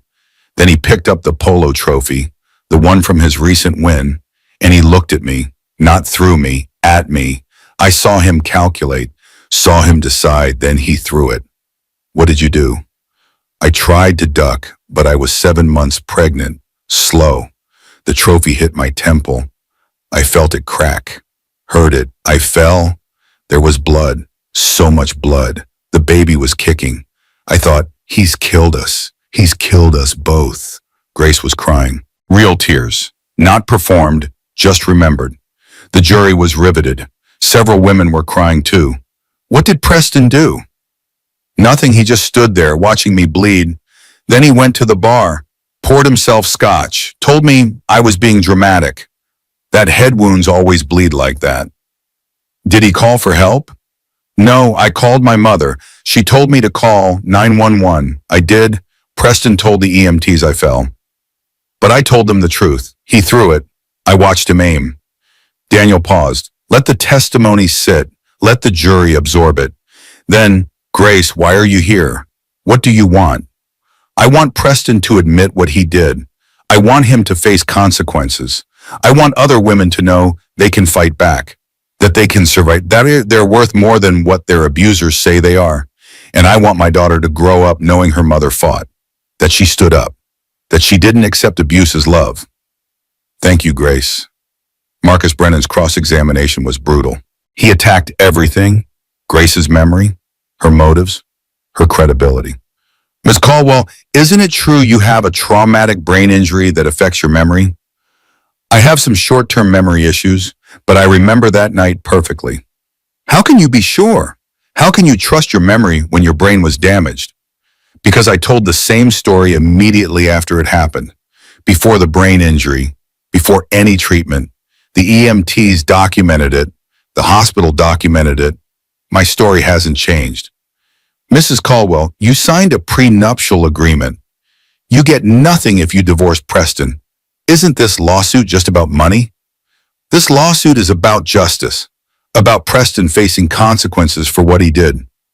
But you're asking for $10 million. That's a lot of justice.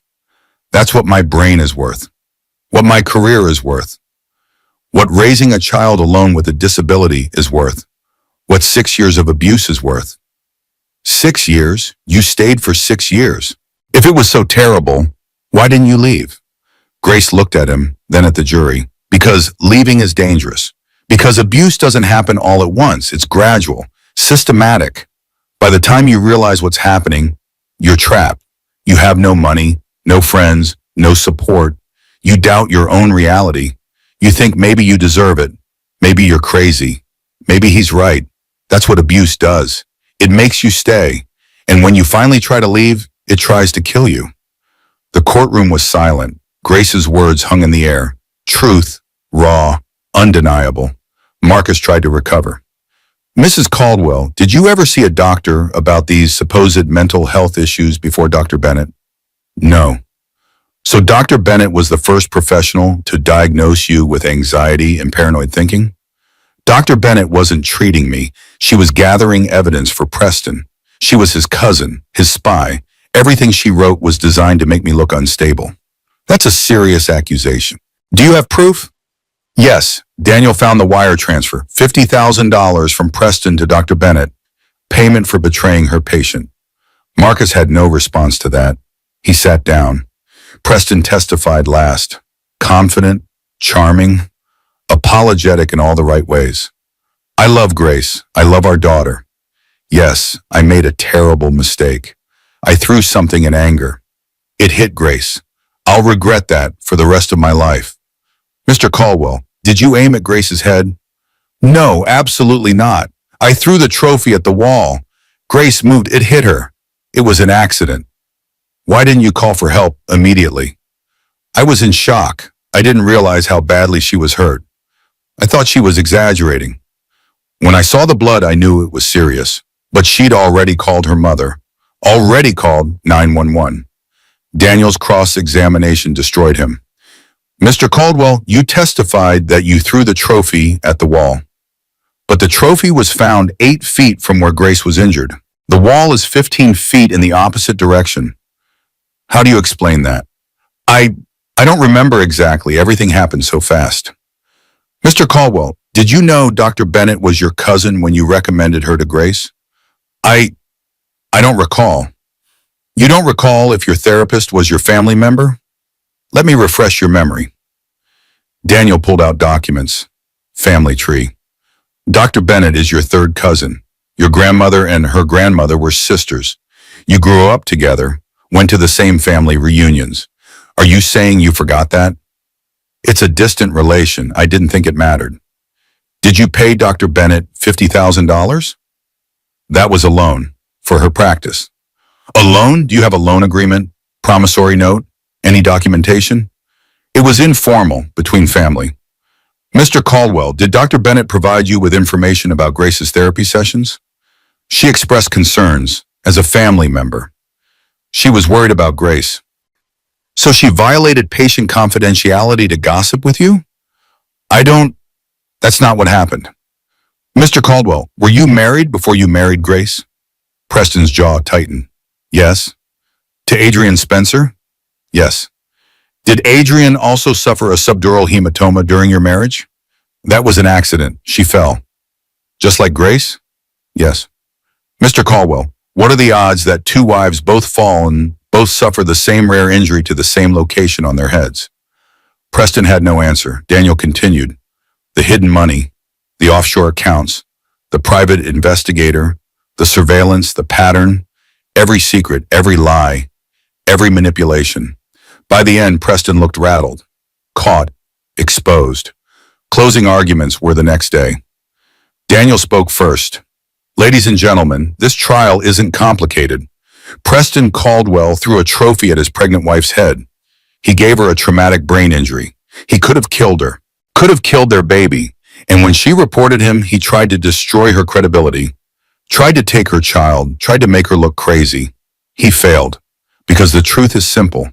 The evidence is clear. Preston Caldwell is an abuser, a liar, a man who thinks his money makes him untouchable. We're here to prove it doesn't, to prove that justice exists even for rich men, to prove that women like Grace deserve to be believed, deserve to be protected, deserve compensation for what was taken from them.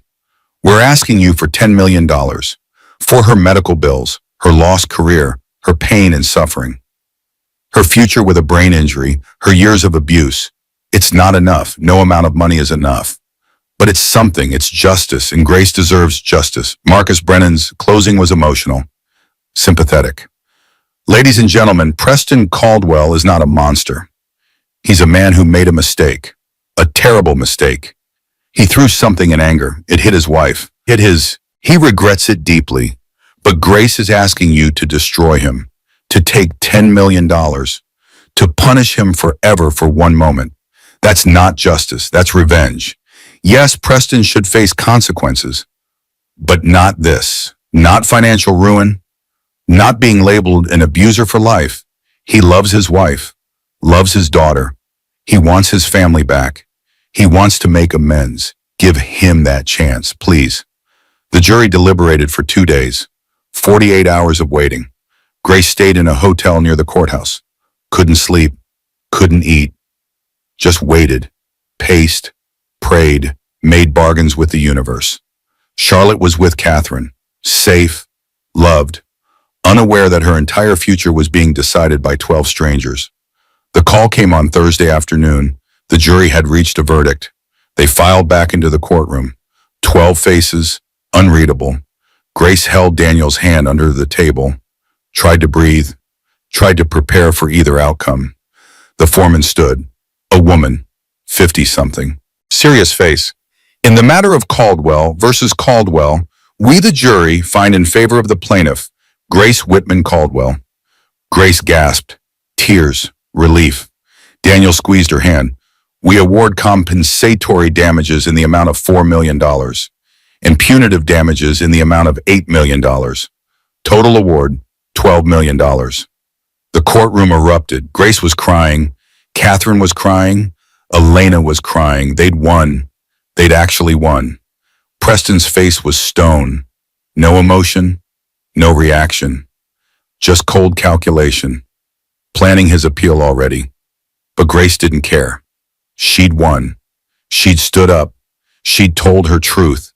And 12 strangers had believed her, had valued her, had said her pain was worth millions. They left the courthouse through a side entrance. Media everywhere, cameras, questions. Grace didn't answer. Just walked to the car, got in, drove away. Catherine drove back to Brooklyn, to the brownstone, to home. Elena met them there with Charlotte.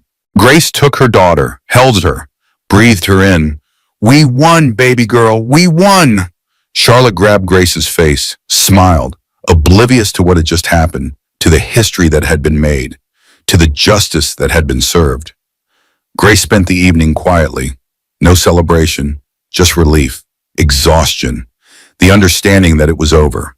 The fight was done. She'd survived. That night she called Preston. One last time. From her own phone. Her own decision. "Hello, Grace." His voice was cold, distant. "I didn't do this to hurt you, Preston. I did this to save myself. To save Charlotte. To make sure you faced consequences. You destroyed my reputation. My business. My life. No, you did that. By throwing the trophy, by controlling me, by thinking you could hurt me and get away with it. I'll appeal. This isn't over. Yes, it is. You lost. Accept it. Move on. Be a better father to Charlotte than you were a husband to me." She hung up, blocked his number, deleted his contact, erased him from her phone. Symbolic. Small but important. She was free. Finally, completely free. 6 months after the trial, Grace stood in an empty gallery space in Brooklyn. High ceilings, natural light, exposed brick. Perfect. "I'll take it," she told the realtor. The settlement money had come through. $12 million after legal fees, after taxes. Still millions. More than Grace had ever imagined having. She'd bought a brownstone in Park Slope, near Catherine, near Elena, a home of her own, with a studio in the attic, space to paint again, space to create, space to be herself. And now this gallery, Grace Whitman Gallery, her name, not Caldwell. She'd changed it back, reclaimed herself. The gallery would show her work, other artists' work, women's work, survivors' work, art that told truth, that processed trauma, that celebrated survival. Charlotte was 1 year old now, walking, talking, and becoming a person. She looked like Grace. Same eyes, same smile. Nothing of Preston except his last name. And even that would change eventually. Preston had appealed, lost, appealed again, lost again. The verdict stood. $12 million, justice confirmed multiple times. He'd remarried, some socialite from Manhattan, 26 years old. Grace watched carefully, waited for signs, for patterns, ready to intervene if necessary, ready to warn the new wife if she saw warning signs. But that wasn't Grace's responsibility anymore. She'd done what she could, exposed Preston, made his abuse public, created a record. The next woman would have resources, information, warning.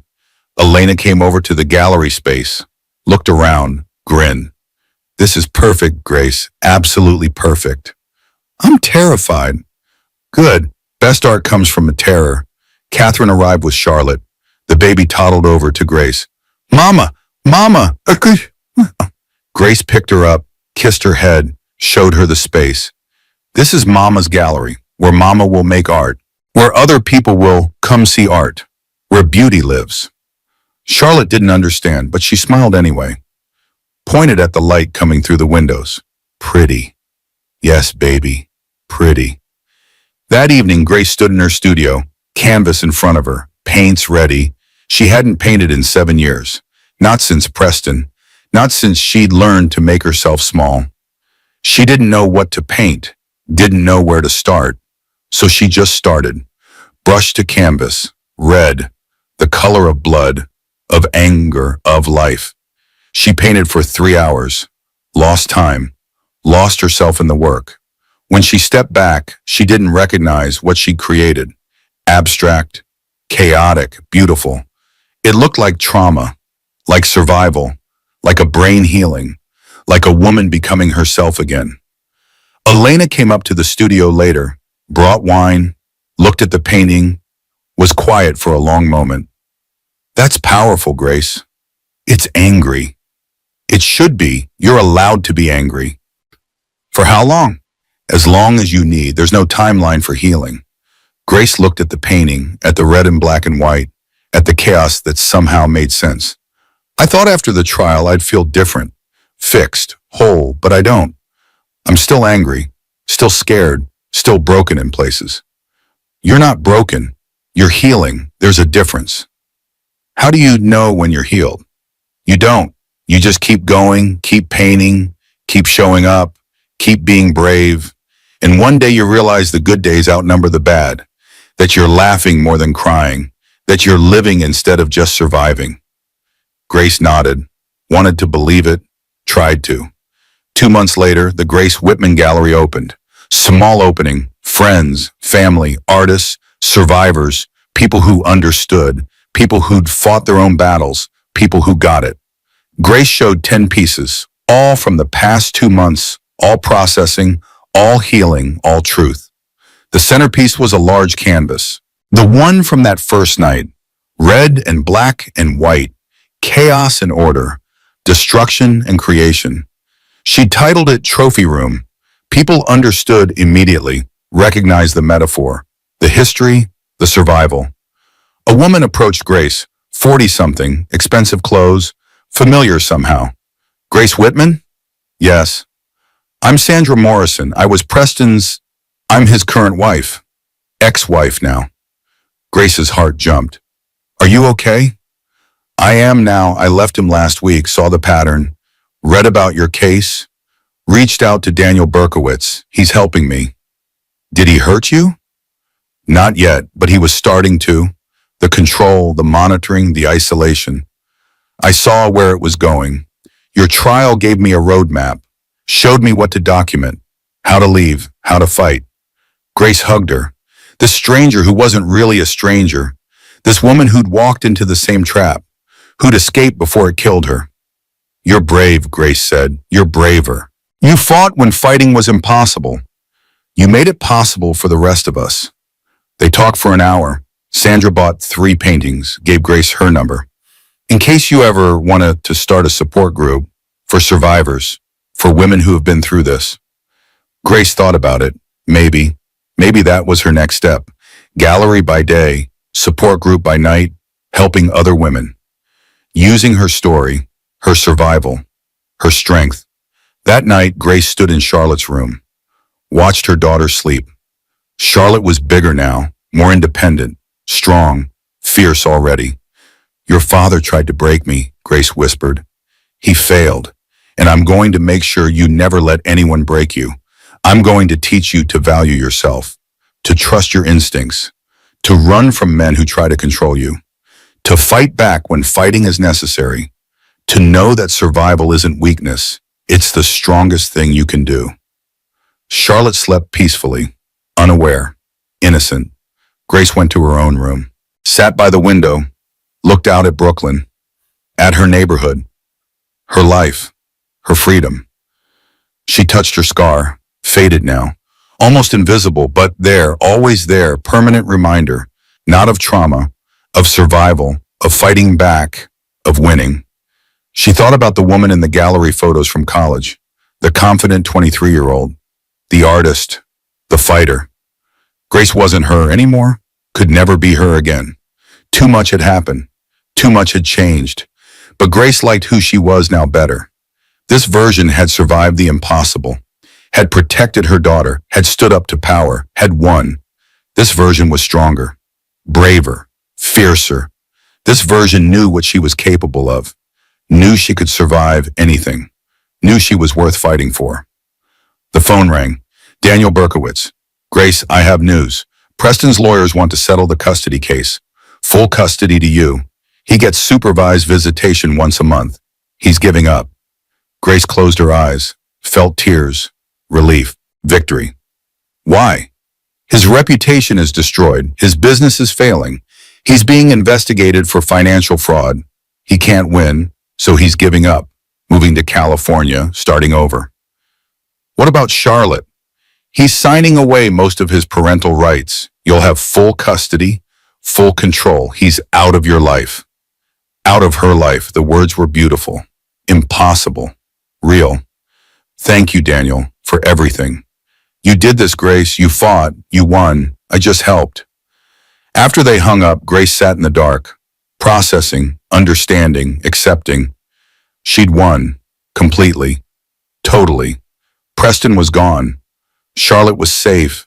Justice had been served. It was over. Finally, completely over. Grace went to her studio, picked up a brush, started a new painting. Not red this time. Blue. The color of water, of cleansing, of beginning again. She painted until dawn, until Charlotte woke, until Elena came over with coffee, until Catherine called to check in, until life continued. Normal, beautiful, free. This was healing, not the absence of pain, but the ability to feel joy despite it, the ability to create beauty from trauma, the ability to keep going, keep fighting, keep living. Grace Whitman was 33 years old, a mother, an artist, a survivor, a fighter. She'd been broken, she'd been beaten, she'd been nearly destroyed, but she'd survived. And survival was everything, was the point, was the victory. She looked at Charlotte playing with blocks, at this tiny human who'd never know fear, who'd never accept control, who'd grow up strong and fierce and free. We did it, baby girl, Grace whispered. We survived. We're free. We're safe. Forever. Looked up, smiled, went back to her blocks, building, creating, living. Grace picked up her brush, joined her daughter in creation, in building something new, something beautiful, something that was entirely their own. The trophy room was empty now, dismantled, sold, gone. In its place, a gallery, a studio, a home, a life, a beginning. 3 years later, Grace stood in the Grace Whitman Gallery at a special exhibition opening. Voices of Survival, art by women who fought back. 30 artists, 30 survivors, 30 stories, all told through art, through beauty, through truth. Catherine stood beside her. I'm so proud of you. I couldn't have done this without you, Mom. Yes, you could have, but I'm glad you didn't have to. Elena arrived with her girlfriend. New relationship, happy, healthy. This is amazing, Grace. You've built something incredible. Sandra Morrison was there too. She'd shown 2 pieces, abstract works about control and freedom. She was thriving now, divorced, working, healing. Grace, I want you to meet someone. Sandra gestured to a young woman, 20-something, nervous. This is Jessica. She's leaving her husband, needs help. Grace took Jessica's hand, saw herself 3 years ago, scared, broken, desperate. You're going to be okay, Grace said. It doesn't feel like it now, but you will, I promise. Jessica started crying. How do you know? Because I survived.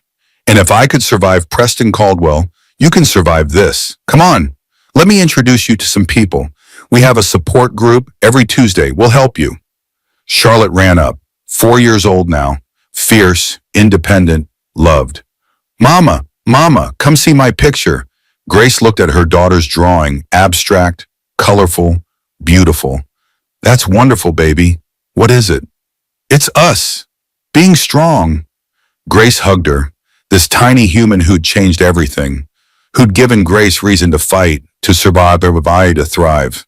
Yes, baby, we're strong always. The gallery filled with people, survivors, supporters, people who understood, people who'd fought their own battles, people who knew that survival wasn't weakness. It was everything. Grace stood in the center of her creation, her gallery, her community, her life, surrounded by beauty made from pain, by strength forged in fire, by women who refused to disappear. She touched her scar, barely visible now, almost gone, but still there, still reminding her of where she'd been, what she'd survived, who she'd become. Not the woman in the trophy room, not the woman who made herself small, not the woman who accepted control as love, but this woman, the one who fought back, who won, who built something beautiful from the wreckage. Grace Whitman, artist, mother, survivor, fighter, free. The trophy room was empty, the trophies scattered, the monuments to dominance dismantled. In their place, art, community, love, life, hope, a beginning that looked nothing like the ending Preston had planned, a future he couldn't control, a story he didn't get to write. This was Grace's story, and she'd written it herself in blood and paint and tears and triumph. She'd survived, and survival was everything. Grace Whitman is 37 now. Charlotte is 4. The gallery is thriving. The support group meets every Tuesday. 15 women so far, all survivors, all fighters, all free. Preston moved to California, remarried again. Grace watches from a distance, ready to help if the pattern repeats, ready to intervene if another woman needs warning. The scar on Grace's temple is barely visible now, but she touches it sometimes, reminder of where she's been, what she survived, who she became. She tells Charlotte the truth, age-appropriate truth, about daddy making a bad choice, about mommy being strong, about how love should never hurt, about how you fight back when fighting is necessary. Charlotte is fierce, independent, unafraid, everything Grace wishes she'd been at 26, everything she's teaching her daughter to be. The trophy room is empty, the trophies scattered, the monuments to dominance dismantled. In their place, art, freedom, life. If Grace's story resonated with you, if you believe survivors deserve justice, show your support by hitting that like button. Your engagement helps stories like this reach other women who need to know they're not alone, that fighting back is possible, that survival is strength. Drop a comment telling me what moment hit hardest for you. Was it when Grace finally stood up to Preston? When the jury believed her? When she opened her gallery? Share this story with someone who needs to hear it. Subscribe for more true stories of women who refused to stay silent, who fought impossible battles, who turned their pain into power. Because every share, every subscription, every comment is a vote that says, we believe survivors, we support fighters, we celebrate freedom. Grace survived, and so can you.